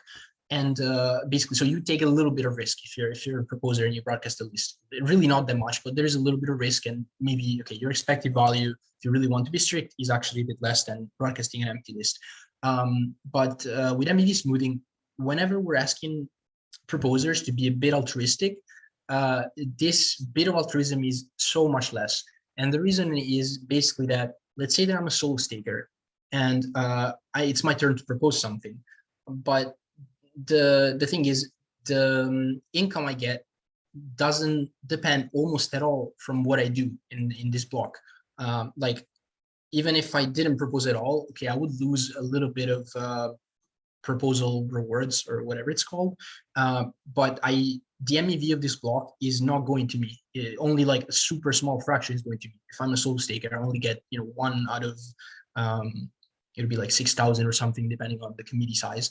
And so I get so little of the block's MEV that I don't have to care that much. Like I can be, if altruism is a bit expensive kind of globally, like maybe it reduces the expected value just a bit, then for me it's almost irrelevant. And so I think this is the one important part of, like, if we do have a censorship resistant scheme which does ask a bit of propose, like which relies on proposers, then I think it's likely to be better under MEV smoothing.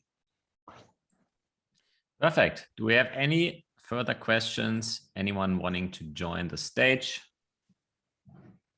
If not, then I would hand it off to Stefan of Flashbots, who wants to talk about the Flashbots MEV boost proposal, which would be basically a more trusted version, a stopgap on the way to the in-protocol PBS system that Vitalik talked about. Steph, are you here?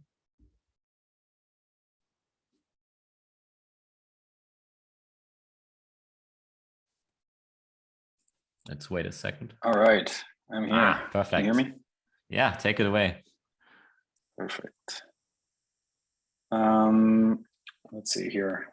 Do I need to show my screen? Yes, right. Yes.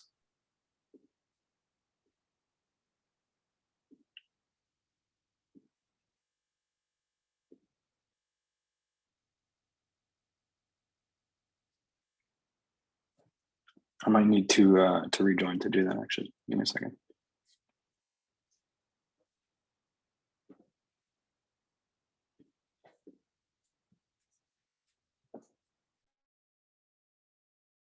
So Tina, if you're listening, you may have to promote Stefan again after he rejoined. Or any other admin.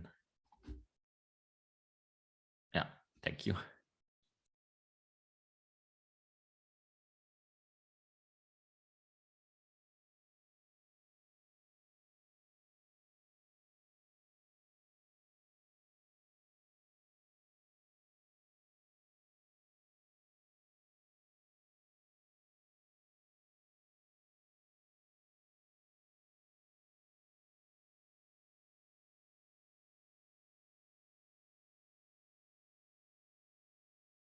Wow, we can talk about some audience questions in the meantime.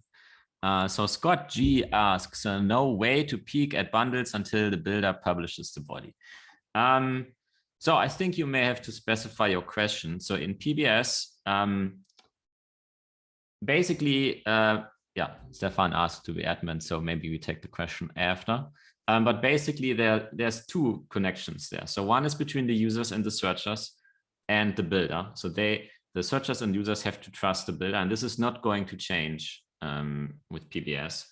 But then on the other side, right now there's trust required between the proposer and the builder, and that is what is going to be affected by PBS. So in protocol, PBS is going to remove all the trust between the builder and the proposer via the commit reveal scheme. So yes, the proposer does not see the contents of the block. They cannot peek at the block until it has landed on chain.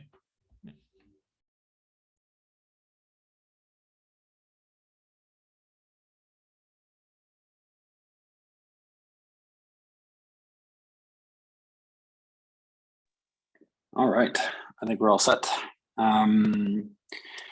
Hey everyone, so yeah, I'm Stefan. I'm a founder and a steward at Flashbots, and I'm going to be talking about MEV Boost or MEV Boost. We'll see which one sticks. Maybe I think the stage has already been set on what PBS is, what is sort of the long-term objectives with PBS, and what are the sort of unresolved questions with PBS in the long run. What I'm going to be talking about is what do we have between now and then? What are the tools? What are the systems that we can build in order to try to approximate as much as possible the properties that are provided by PBS in Ethereum, sort of as it works today, as it works at the merge, and any time after until we get PBS. I think probably a good way to introduce this topic is to take a look at a comparison of what are the properties that MEV Boost will give us. So right now, the system that runs on top of proof of work Ethereum, called MEV Geth, was launched in January of 2021. And it has provided sort of this block space auction that allows for the expression of preferences on ordering. And in particular, allows miners to outsource the task of searching for MEV to a network of searchers who submit these transactions. This has sort of all kinds of positive properties that we've observed over the last year, including taking a lot of the competition for opportunities out of the transaction pool, reducing the amount of failed transactions that land on chain because only successful transactions get mined, etc. But it has like quite a few properties that it did not display.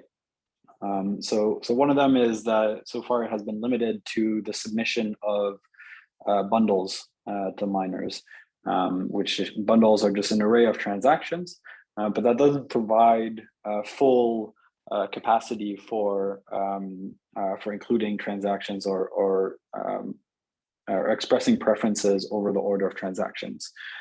In order to do that, you need to be able to submit basically full blocks, full block ordering, including having control over the parameters that are set in the block headers, because those parameters can modify the execution path of the EVM when the block gets processed. So this is one thing that we want to move towards, is sort of outsourcing the full block construction as opposed to just a partial block construction. Another property that MEV Boost aims to provide is the ability for solo stakers to participate. So on the MEV guest system today, only large mining pools are able to run this. And the main reason for that is that they receive all the bundles, all the transactions in clear text. And they have the ability to do this MEV stealing behavior. And to prevent that, basically what Flashbots needs to do is monitor all the transactions get mined by miners, and if it observes foul play, then it no longer submits transaction to those miners in the future. This means that only sort of large mining pools who have some level of skin in the game and reputation are able to participate in this. But to sort of get closer to the PBS design, we'd want to be able to enable anyone to just turn on their client in the proof of stake land as soon as they have a 32 ETH stake, then they'd be able to participate as a staker and receive the benefits from MEV without having to do MEV themselves. So that's the second component that MEV Boost is designed to do. The third one is client diversity. So MEV Geth sort of has it in the name. It's only built on top of Geth, and while it is a specification and any other execution client is able to implement the same mechanism, the fact of the matter is a lot of the mining pools have developed experience with customizing Geth, but not other clients. And so all the mining pools run the same software. With the transition to proof of stake, there's sort of an opportunity for this to change. And there's this wonderful ecosystem of client development teams who are building both consensus clients and execution clients, which we want to make sure that MEV doesn't prevent from obtaining adoption. So on top of transitioning to full blocks, on top of adding solo staker participation, our goal is also to make the system client agnostic and sort of compatible with any client out of the box. Finally, I want to sort of list the two components which we are unable to fulfill completely without modifications to the core client, and so therefore the reason why we need to have further research and development into in-protocol PBS. The first one is complete privacy. While MEV Boost improves things by not sending the transaction contents to the miners, it is still reliant on sending transactions to relays. And then trustlessness. So because in MEV Boost, relays are sort of delegated the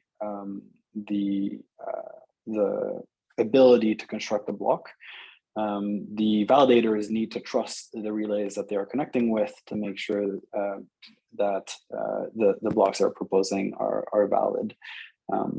So a lot of sort of discussion of the different features here and their impact, but what does this actually look like? So I've put together some graphics here that give an idea of the various actors in these three systems and how they interact with each other. So in the current MEV design, right, we mostly have three entities. We have users and searchers. They send transactions to a relay. This relay then forwards those transactions to the miner, and then the miner produces a block and mines it. Now, in the MEV Boost proposal, we still have the same concept of users and searchers submitting their transactions, but now instead of sending it directly to a relay, they send it to a block builder. And this block builder is the one that's in charge of forming a full block. This block builder then submits their block in clear text to the relay. This relay validates that the block is a valid one, that it's paying the validator a sufficient amount, does sort of the DOS protection, and then it only sends headers to the validators. So the relay sees the content of the block, but the validator does not.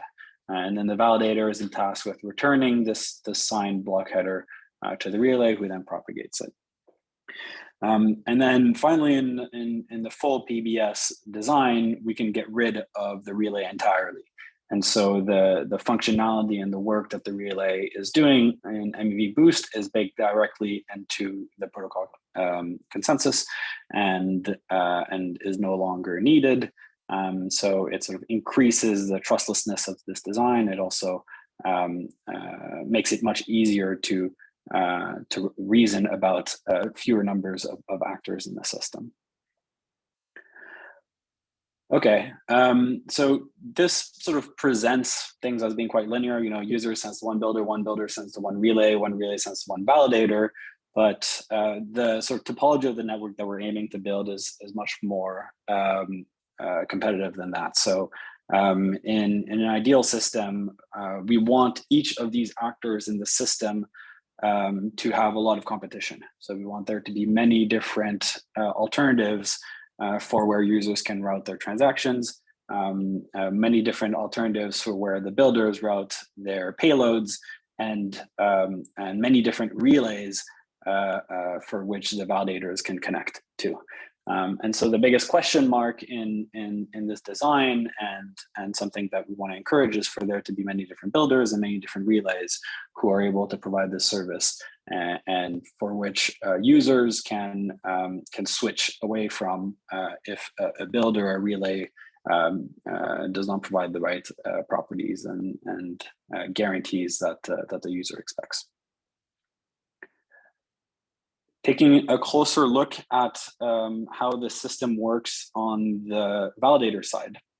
So for people who have set up Beacon clients, they'll be familiar with validator client and Beacon clients. That's sort of how the Beacon chain operates today. At the merge, what we're going to do is introduce this execution client, right? And this is basically the current ETH1 clients that are being brought into the Beacon chain. And this proposal is to insert an additional middleware in between the Beacon client and the execution client that's able to communicate with these outsourced third-party relays for receiving block constructions, do profit switching amongst the various different proposals that it received, and include the most profitable block as the proposal to the Beacon client. So to get this done, we've done a few steps. Obviously, the design and proposal of the system is sort of step one, making sure that we have something that sort of achieves the properties that we want as much as possible. But we also need to make sure that it's designed in a way that works with the various different entities and stakeholders who are participating on Ethereum. So we've put together a working group here with various different actors that play some kind of role in the system. The reason why we think this is absolutely critical is that actually the setups that validators run is is very different between different entities, and probably every single one of these system operates slightly differently. We have custodians, we have just pure infrastructure providers, decentralized staking pools, centralized staking pools, solo validators. And one way to think about the difference between all these entities is they'll all run different subsets of these clients and provide different services on top of them. So in building a solution here, it's really important that it is compatible and works with all these different systems. So yeah, this working group is something that we are in the process of building, and we want to encourage anyone who wants to participate in the design of MEV Boost and development and testing of it to apply to join this working group. I also want to mention a couple tooling that we want to provide grants for the community to build. One of them is a relay monitoring tool.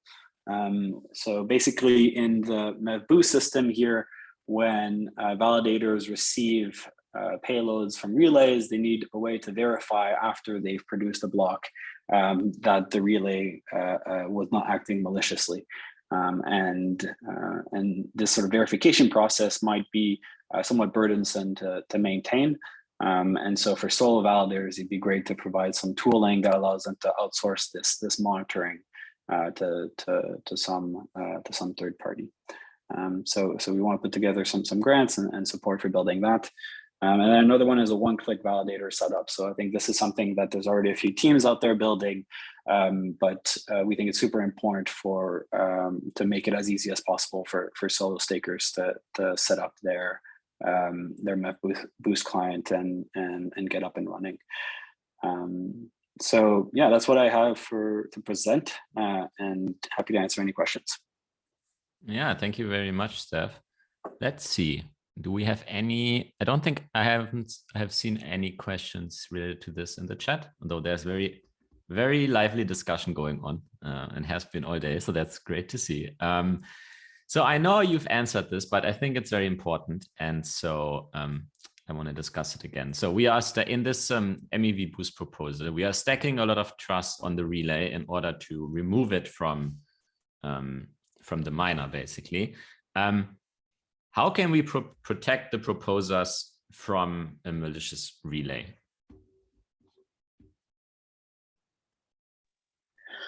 So the guarantees that the system provides is a maximum of 1 block loss of revenue for the validators. Now there's like a couple different ways that you can operate the system, and depending on the type of validator, their like risk tolerance, they can play around with these guarantees by configuring their MEV Boost client differently. But let's just sort of focus on talking about for solo stakers, solo validators who are operating it at home, which are sort of the target users that we're really aiming to design this for. How do they make sure they can trust the relay? So when they receive a header, right, they don't see the content of the payload. They don't see the transactions, and so they don't really know if the payload that was submitted by the relay is a valid one. So they kind of sign blindly and have to trust the relay that is making a good claim, a valid claim, and then they propose that block to the network. The network then sees the full content of the block. They see the transaction, and the attestation set as part of the block proposal gets to vote on if the block has been valid or not. And if the block is invalid, then the validator gets to sort of see that the block they proposed was invalid. It doesn't cause them any loss of fund. They don't get slashed, but it does mean that they miss the proposal slot, so they don't get the revenues from it. And so what you want is a system that's essentially able to notice that there was some fault, some invalid block that was attempted to be proposed by a relay, and able to switch away from using this relay. So there's multiple different ways in which the relay can can sort of produce invalid blocks, and those are discussed in the ETH research post. But the mitigation is making sure that MEV boost on the client side, so over here, is able to monitor the reputation and performance of each relay. We just received another question from the audience. How does MEV boost address the problem of MEV stealing? So the main component of it is that the validators never see the content of the transactions until after they were accepted by the network. That being said, it does not prevent builders and relays from seeing the content of the transactions. And so both of these actors in the system still run in the same way as Flashbots does today, right? It relies on the fact that users won't send their transactions to builders who have a history of stealing transactions. Likewise, builders won't send transactions to relays that have a history of stealing transactions. But it does mean that relays can send blocks to any validator without having any risk of MEV stealing. And so decoupling away the block proposal, right, which is done on the validator side, from the block construction, which is done by the builder and the relay, is sort of where you get this separation.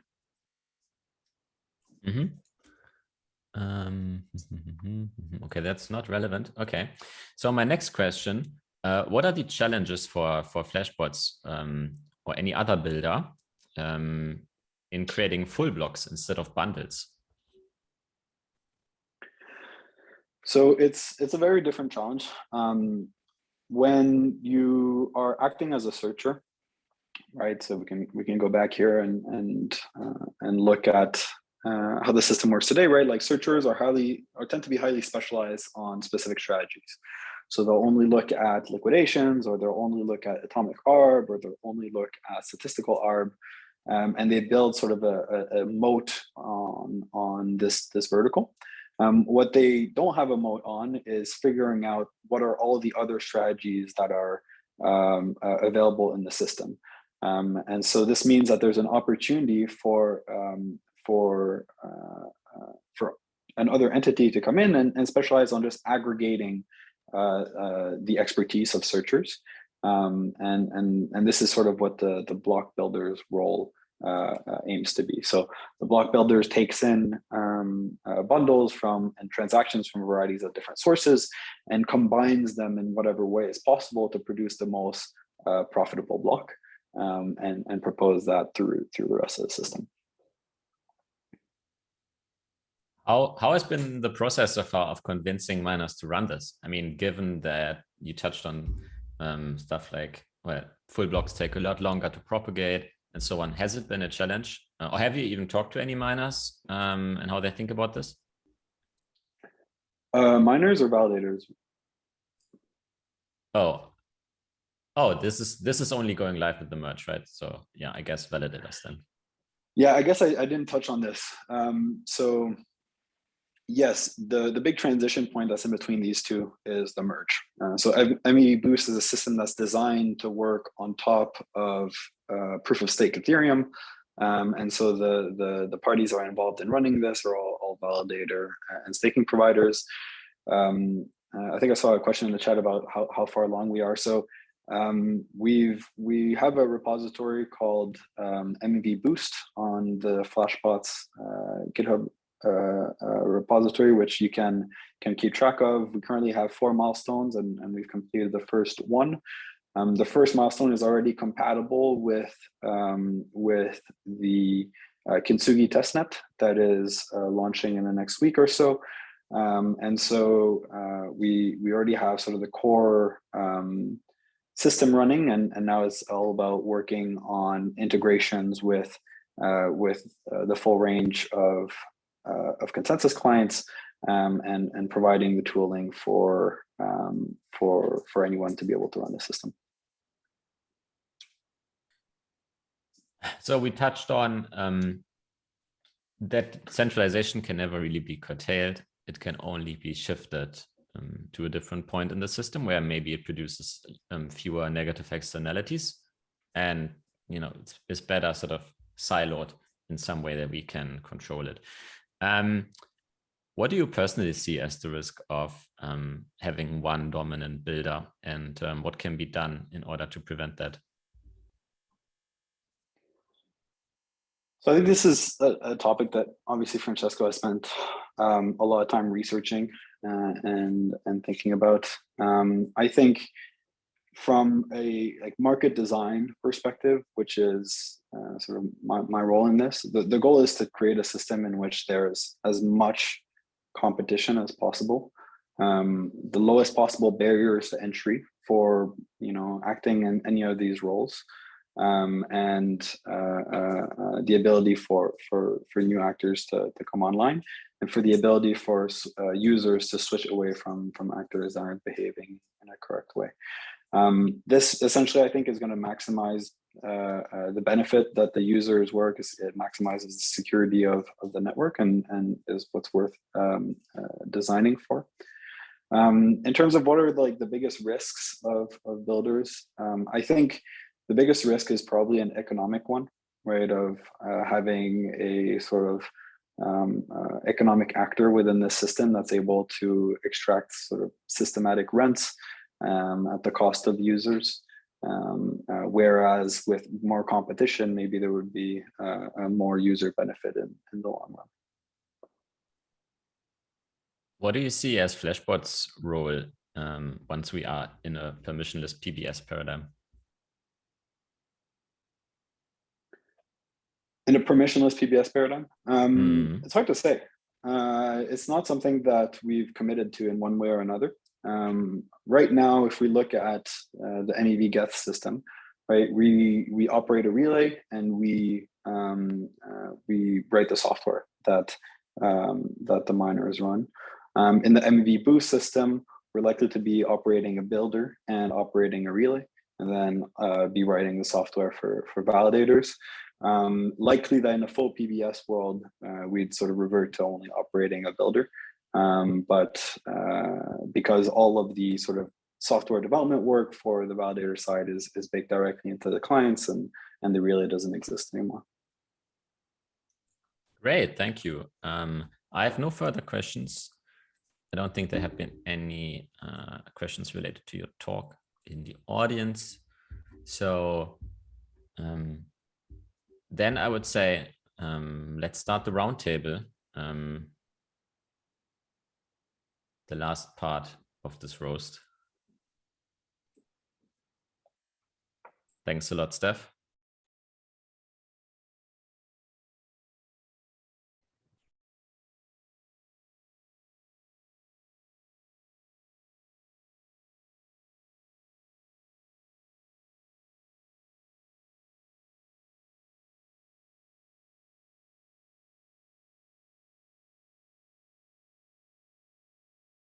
Yeah, it's not really a roast. The name is a bit misleading.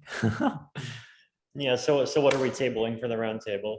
Yeah, what are we doing? So who's in the roundtable? I think we're missing Phil. I guess ultimately, like, you can just start, and anyone who's in the roundtable is in the roundtable, right? Yeah, that's a good point. Let's just allow anyone to join. So this is the time for audience questions. So anything that hasn't been answered so far, or you thought you didn't get a satisfying answer, or we didn't see your question, or you have any more general question about MEV and PBS, then now is the time to ask. In absence of any questions for now, let me just start with the first question. So Vitalik, how do we convince the public that a complex system like PBS actually works and can serve its goal, and it's just not some extractive system that we put on top of Ethereum? Yeah, I think it's definitely a challenge. Like the facts that the economics of the system are like basically becoming more complicated. And even if we have fancy arguments for why we believe that the equilibrium is still one that preserves all of the things that are good and true and beautiful about blockchains, that like it's harder, it gets harder for people to essentially tell that apart from technobabble.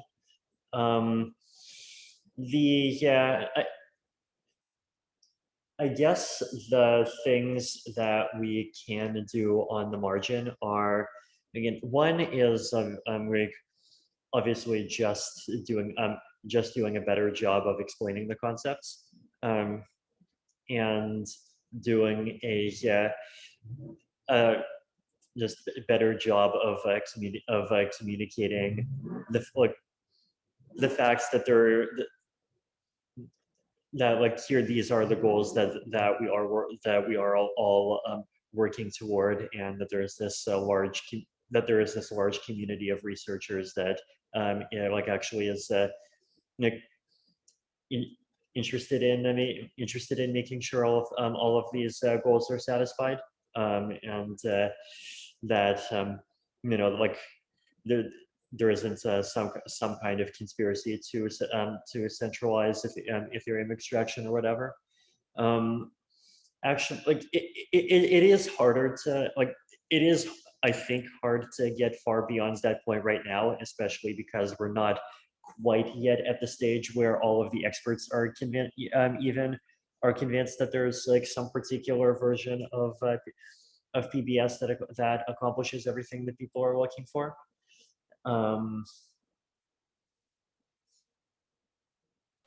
Yeah, I don't know. I don't really have much. Yeah, I don't really have anything to say that's like much wiser than like just try harder at talking about it more and explaining everything that's going on in clearer ways.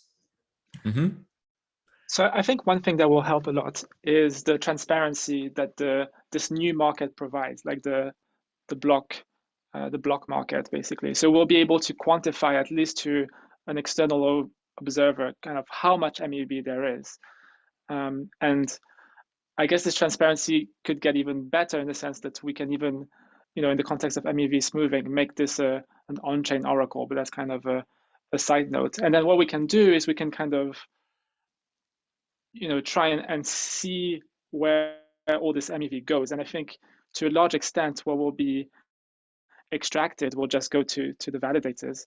And the fact that it goes to the validators is ultimately, a very good thing, because it means that we're going to have more validators, more security for Ethereum. And then, that then leads to more economic utility for the whole platform. Yeah, maybe I'll also jump in and say that I think there's a few other tacks that we can take in addition to this data providing transparency that'll help the community a lot. One of them is extending this transparency work we've been doing on ETH and that we're talking about here to other chains. And that's something that we're going to have more information about soon. Stay tuned on that. And another related research effort is coming up with a theory of L1 design and MEV-informed L1 design, and how MEV manifests on various L1s that's consistent with this data we're showing people. And I think if we do that, it'll really help people understand the design trade-offs a lot better than they do now. I think another aspect is also just reducing the extraction at the source. I mean, from the point of view of the public as a user, I mean, right now people are really complaining about the high fees. If in the future they feel like they have very low fees and they're not getting front run every time they make, a trade on Uniswap, then maybe they don't need to know how it all works in the background, because they can feel that as a user, they're not getting exploited. I agree. I think we need to have a concerted effort to educate users on fairness, and like the MEV was in some way intended to start that conversation. And I think the L1s can do a lot to educate people, but also the dApps can do a lot to educate their users about their specific dApp and how their dApp is affected. That's a good time for my next question. One of the best ways to prevent the centralization that's coming from MEV extraction is to minimize the amount of MEV that is actually there for the taking. Over the last 6 months, I would say a lot more people in this community in this industry have become aware of the problem. Users have changed their behavior, whether it be using private relays or just using protocols that are more MEV aware.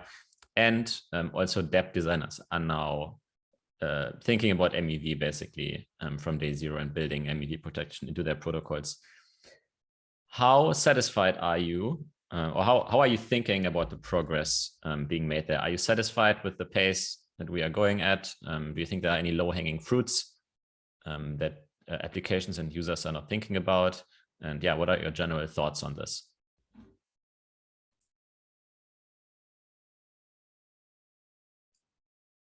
Anyone want to take a step? I'm honestly pretty satisfied with the way all of that side is going. I think all of the large dApps that have MEV have manifested kind of the relevant problems because of the amount of usage they've seen and have been thinking about this pretty critically. A lot of them are engaging with us. A lot of them are engaging publicly on Twitter. I expect the next 1 to 3 years will be a pretty big time for kind of dApp design and figuring out how to tackle MEV and also how to educate users. But I do think it's kind of happening, and enough catalyzing has basically gone off in this space that I think it's pretty much inevitable that they will kind of educate users and they will have to address these issues. Yeah, I think the mainstreaming of Uniswap front running protection has definitely also done a lot of good in that regard.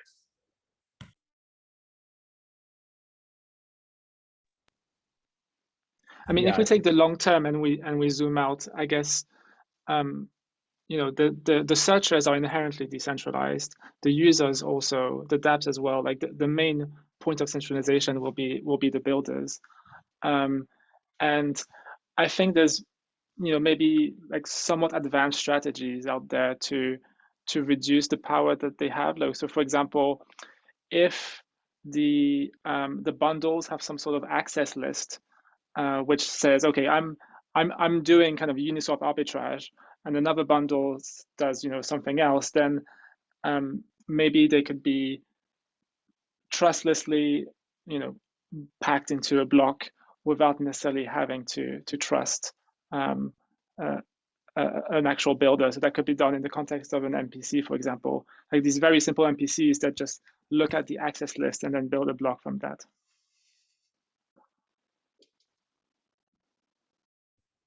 Yeah, again, I think like especially if the best MEV opportunities like end up coming from like these specialized searcher environments, then like that by itself will just create pressure for builders to internally create these searcher like these SGX based or whatever based designs that basically protect the pre-trade privacy of the searchers.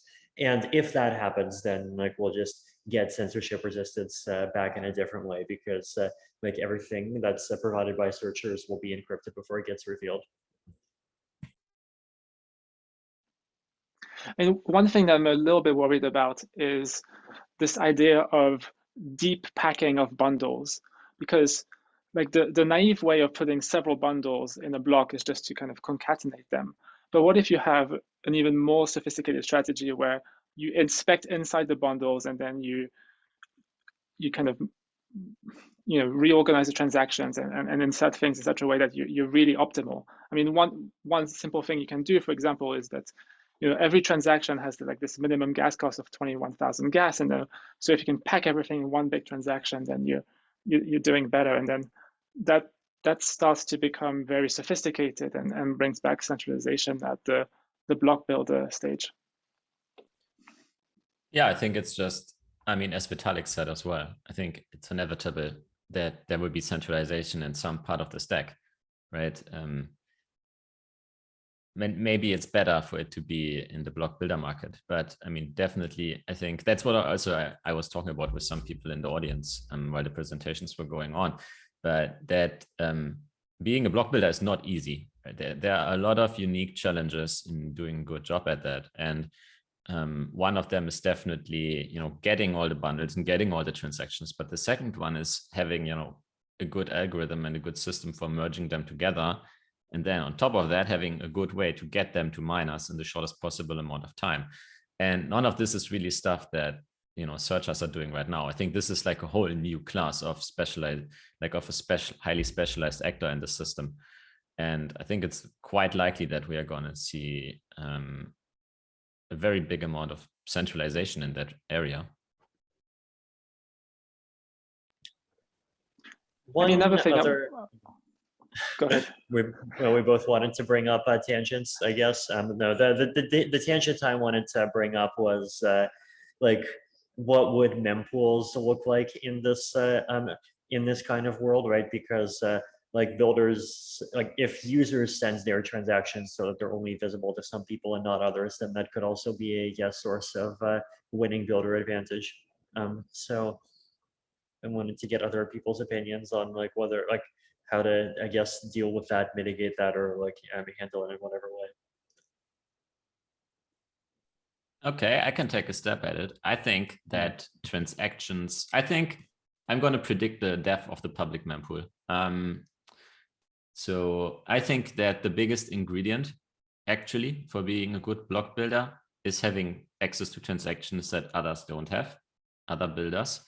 And so if we think this thought to its logical conclusion, then I think it's quite possible that builders are going to start paying users for their transactions.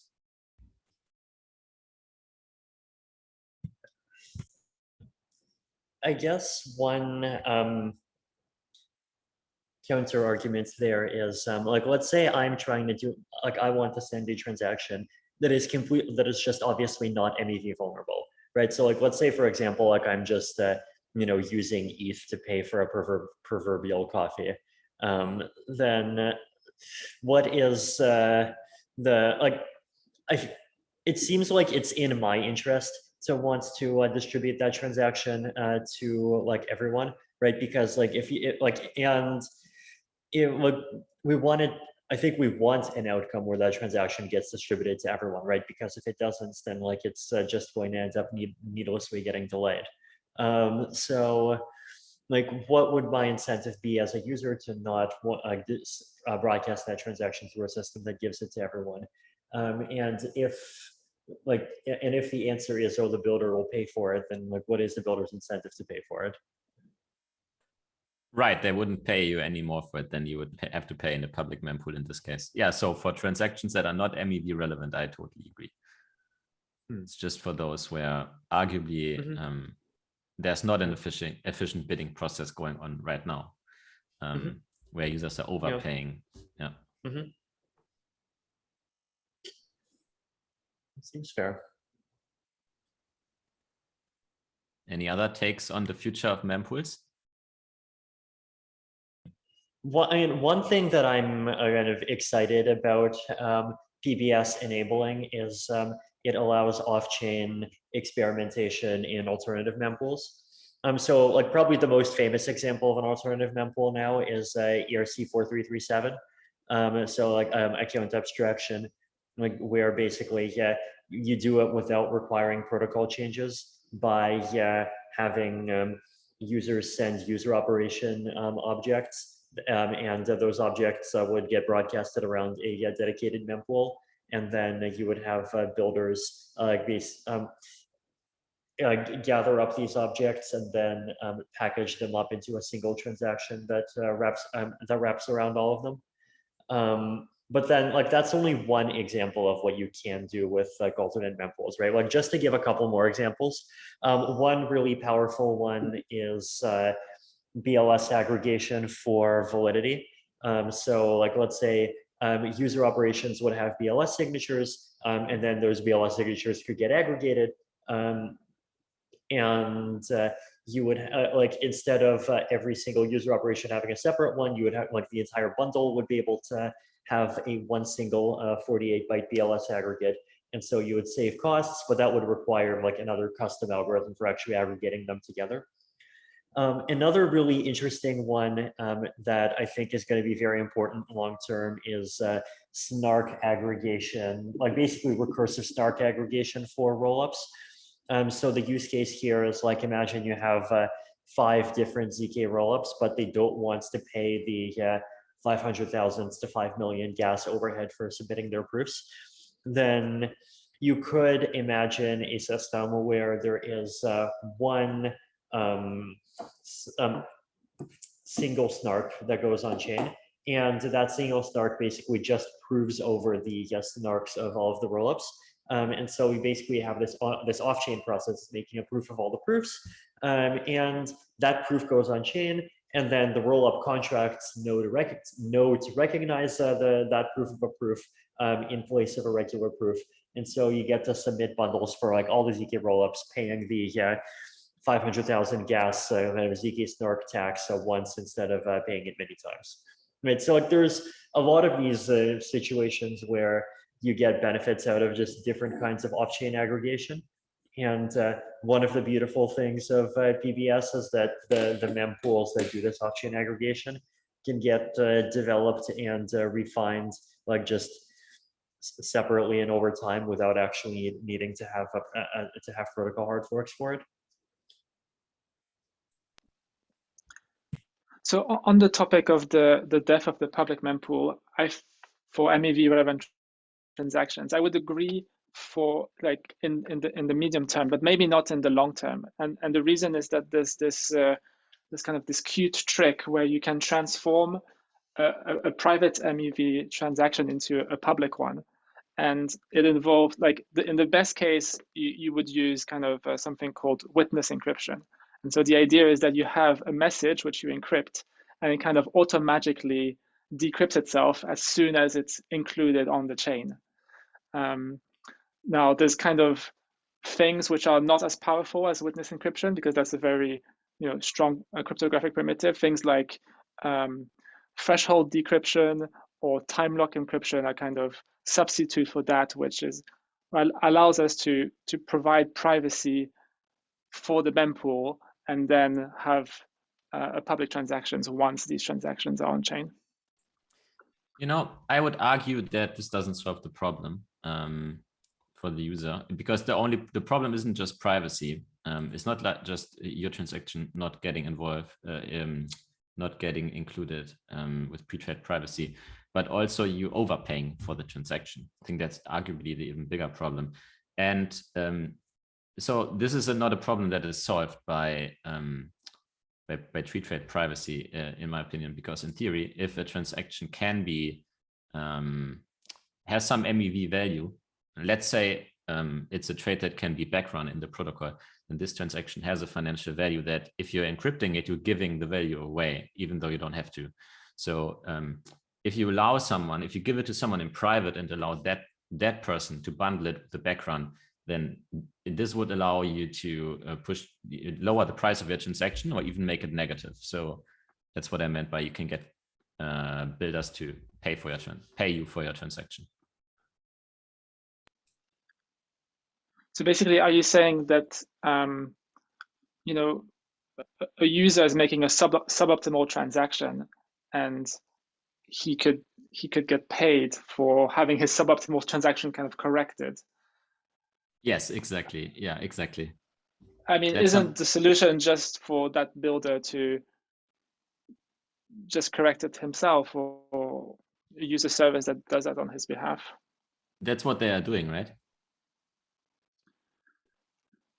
So the builder but can, quote unquote, you could use the transaction. Right.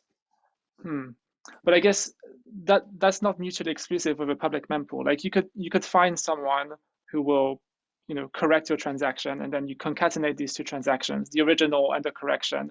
You encrypt it, put it in the mempool, and then it gets decrypted. Yeah, possibly. I don't know. But in this case, the transaction has already been altered. So I think that's where the line blurs a little bit between private and public mempool. So we don't have to go deeper than that. If we have no further thoughts on the mempools, I would have a question for the group again. Do you think that this PBS research that's happening right now has any implications for the layer 2 systems like rollups? I can take this briefly. I think, yeah, definitely. I think ultimately every chain is going to need to handle the same MEV problems. They're fundamental to designing these permissionless consensus protocols, especially if you want a relatively wide distribution amongst your validator set. And so that includes L2s, that includes side chains, that includes multi-chain chains, that includes any kind of distributed consensus abstraction that's handling value. And I expect one of the things I think PBS is trying to do on ETH is to iterate on sort of a community standard for how to tackle MEV in these systems and start producing data on that standard. So I expect some L2s or other chains may adopt similar things, or some of them may experiment with different trade-offs, which is also useful because then we can gather data on these trade-offs and use them to improve all systems.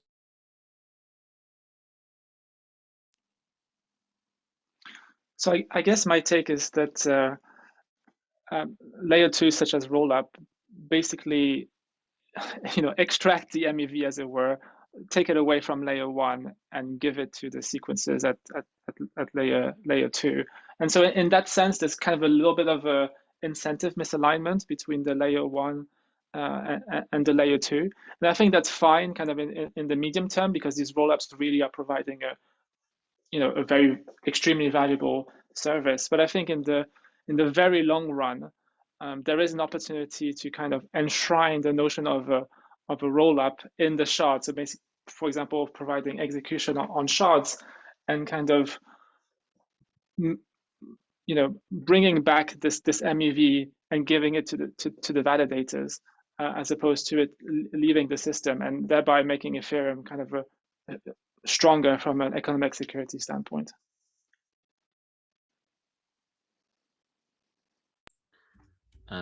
So Optimism is one of the systems that has a rather unique approach to MEV. So they want to auction off the right to run the centralized sequencer who can extract all the MEV, and then I think the plan is to create a public goods funding mechanism. So use the proceeds from that sale in order to funnel it back into the general OVM ecosystem. Do you think that this approach has any chance compared to a system where the money is returned to the user who caused it?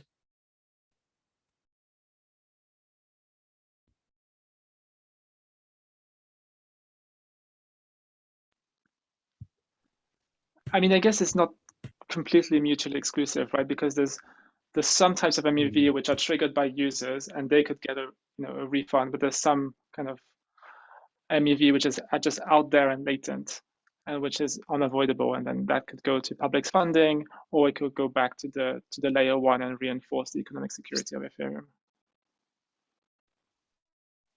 Yeah, I also have seen Optimism tweet that they've maybe considered redesigning that approach and allowing people to select different sequencing protocols, possibly fair ordering protocols as well. So I'm not sure exactly what their latest plan is. I don't think they've put anything out there. But I do agree with the general sentiment that, yeah, there will be latent MEVs on the rollups, and they will need some approach for capturing it and distributing it either to their validators, in which case you actually don't want it to be excessively large for security, or find some other way to capture it through the protocol.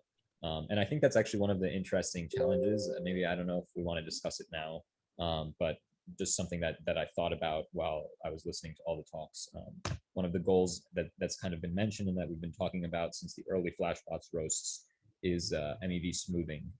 And I think it's an interesting idea, but there's also a question of like how to actually quantify MEV and how to prevent kind of side channel based extraction or extraction outside the mechanism, especially in cases where there's potentially like a lot of value at stake, black swan events or other kind of long tails. So yeah, I think that's an open research question, but it speaks to the same challenge those protocols will have in capturing MEV is like, how do you even know what MEV is? And I think that is something we're doing active research on. I would have another question to you guys about L2, to stick with that. I think one of the most interesting things we have seen in like the last couple of months in the layer 2 space is in ZK rollups for users to give users the ability to decide within the same rollup where their data, where they want their data to be stored, right? Whether they want it to be stored on Ethereum, where they may have better data availability guarantees, or stored by some on some other blockchain, or even by some centralized provider. And users with different data availability guarantees can coexist in the same state. It was for me quite mind-blowing to see that this is possible. So do you think that this kind of scheme where it could exist also in the sequencing space? So basically the idea here would be that you can opt into different sequencing approaches in the same blockchain.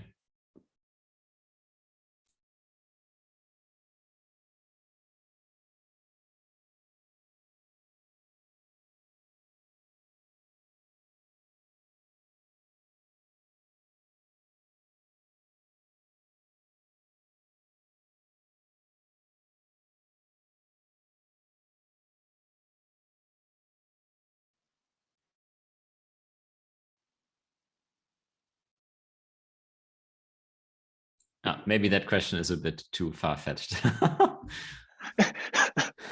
I mean, maybe you can clarify what you mean by this having the optionality to choose your sequencing. I'm not sure myself. I just wanted to try to be creative and see if it gives you guys any ideas. I don't have anything concrete in mind that I wanted to talk about.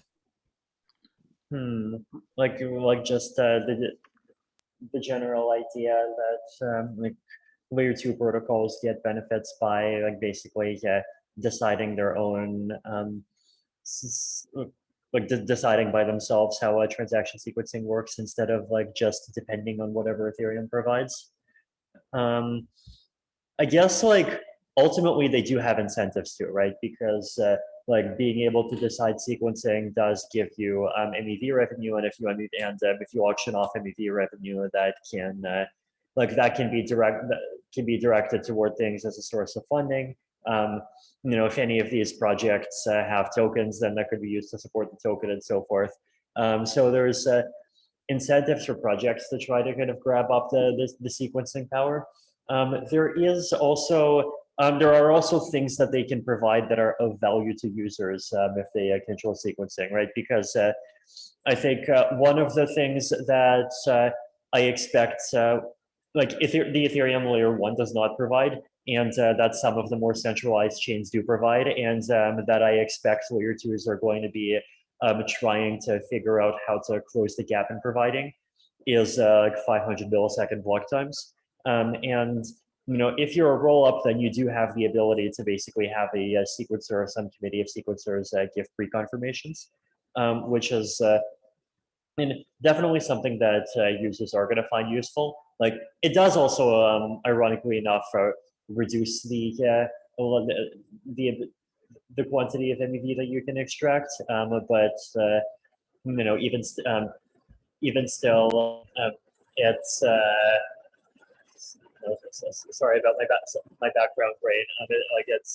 It is something that's different from just accepting Ethereum default sequencing that a dev project would want to do. Yeah, I agree with all that. I would maybe even take it further and say that, like, from a pure UX standpoint, if we're just going from mainstream users and the end state of crypto is to be an under the hood primitive in a lot of applications, there probably are a lot of like application specific advantages to choosing specific sequencing algorithms that are tailored to certain applications. And I think fast block times could be one on a more centralized kind of chain, but there could be other trade-offs, certain exchange apps or certain liquidation apps or whatever else certain games want to make. I think that's kind of the direction Cosmos has been thinking about in at least the conversations I've had with them around MEV, is that could be one place for other chains and potentially L2s to also specialize. If you believe that you kind of want the best UX, it kind of seems natural that this general purpose sequencing algorithm won't be the best for all applications, especially because ETH as a base layer needs to have certain properties, right? And those properties are, for example, geographic distribution of nodes for resilience, solo validator ability for kind of decentralization criteria and things like that. And those requirements just might not be as strict or might not be there at all. And there may be different trade-offs that are better for you guys.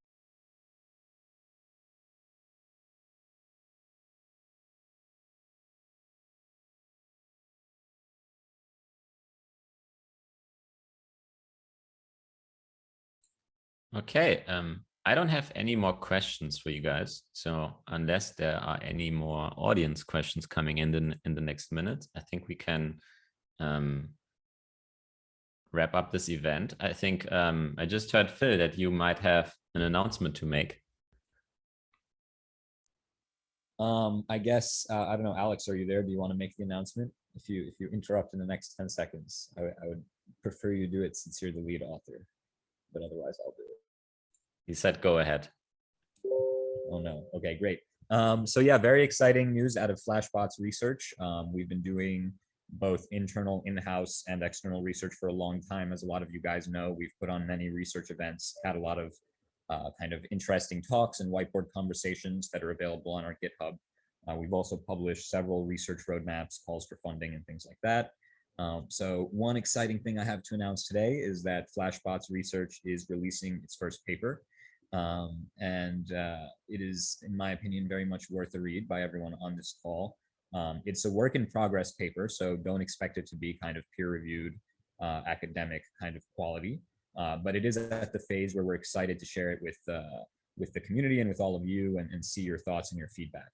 The paper is about cross-domain MEV, so we take a look at formalizing MEV in a multi-chain, multi-domain world.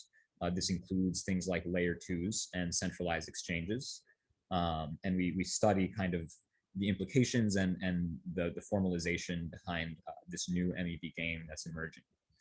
So we expect this research to inform the basis of a lot of our events and a lot of our org decisions going forward. Mostly we just want to have conversations with people who are interested in the research. So the author emails are listed on the paper.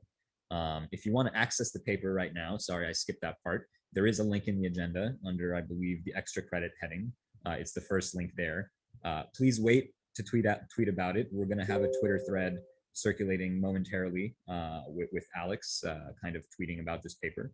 So I encourage you guys to amplify that because I think it's really something that's important to discuss and that's going to be relevant to all dApps, to all L1s, to all these kinds of systems going forward. And I'm really excited to kind of start the conversation as original work coming out of Flashbots research over the last 6 months to a year, really, that we've been doing. So that's all for that. Another announcement is, I'm not sure whether we made the final call, but I believe also today, we will be unveiling the Flashbots Writings website. So stay tuned on Twitter for that, either Alejo's Twitter or I'll amplify that as well. So we're going to be releasing a central hub for Flashbots writing pieces. That's going to include our research. It's going to include comments on things like public proposals about PBS and other topics of this call. And we'll include things like simpler versions of the paper as well that can be circulated to a broader audience. So we're really excited to start writing on the site. It's just a GitHub repo with markdown files. So if you'd like to contribute to Flashbots research, to Flashbots writing, we are an open source hacker collective style organization, and we're happy to talk about all kinds of contributions, whether it's from anons, whether it's kind of a consulting part-time engagement with the group, whether it's just open source, any medium. If you're interested in collaborating on open source MEV research, please do reach out. And please do check out those 2 resources as they come out, the cross-domain paper and the writings website. The writings website is also going to have an inaugural post that's very exciting. That's going to talk about the MEV definition itself and a lot of confusion recently about what is arbitrage, what is MEV, what is the difference between these things. That will also be on the website, as well as talking about the generalization of MEV into maximal extractable value and why the definition is still meaningful for reasoning about consensus systems and for formalizing these games that we're talking about. So very excited to have more conversations on all of that. I think I'm going to hand it back to Hasu now. I see a bunch of messages in the chat I missed, so if there are any questions or anything like that, happy to address them. But yeah, please keep an eye out for those two things, the cross-domain paper and the Writings website with its inaugural post about maximal extractable value. And thanks all for attending. It's been really good to have a roast. I know it's been a while. We've been very heads down working on a lot of things that we're very excited to share with you. And I'm very happy to have these community events again. So thank you everyone for being here and for contributing positively to this. Yeah, thanks a lot, Phil. Those are very exciting announcements. And yeah, you should all make sure to read the papers once they've been tweeted. So do we want to make any closing statements? Does anyone have anything more to say? So there are definitely no more questions from the audience. If not, then I would be happy to wrap it up. No statements from me. Okay, I think I hope this roast has sort of given you an idea of what PBS is and why it's very important to bring it into the protocol instead of allowing it to bloom outside the protocol where it would happen anyway, but with much more trust requirements from the participants. Having said that, thank you to all the speakers. Thank you to Vitalik, Francesco, and Steph. And thanks to Tina and Alex and Dan for organizing. Yeah, until next time.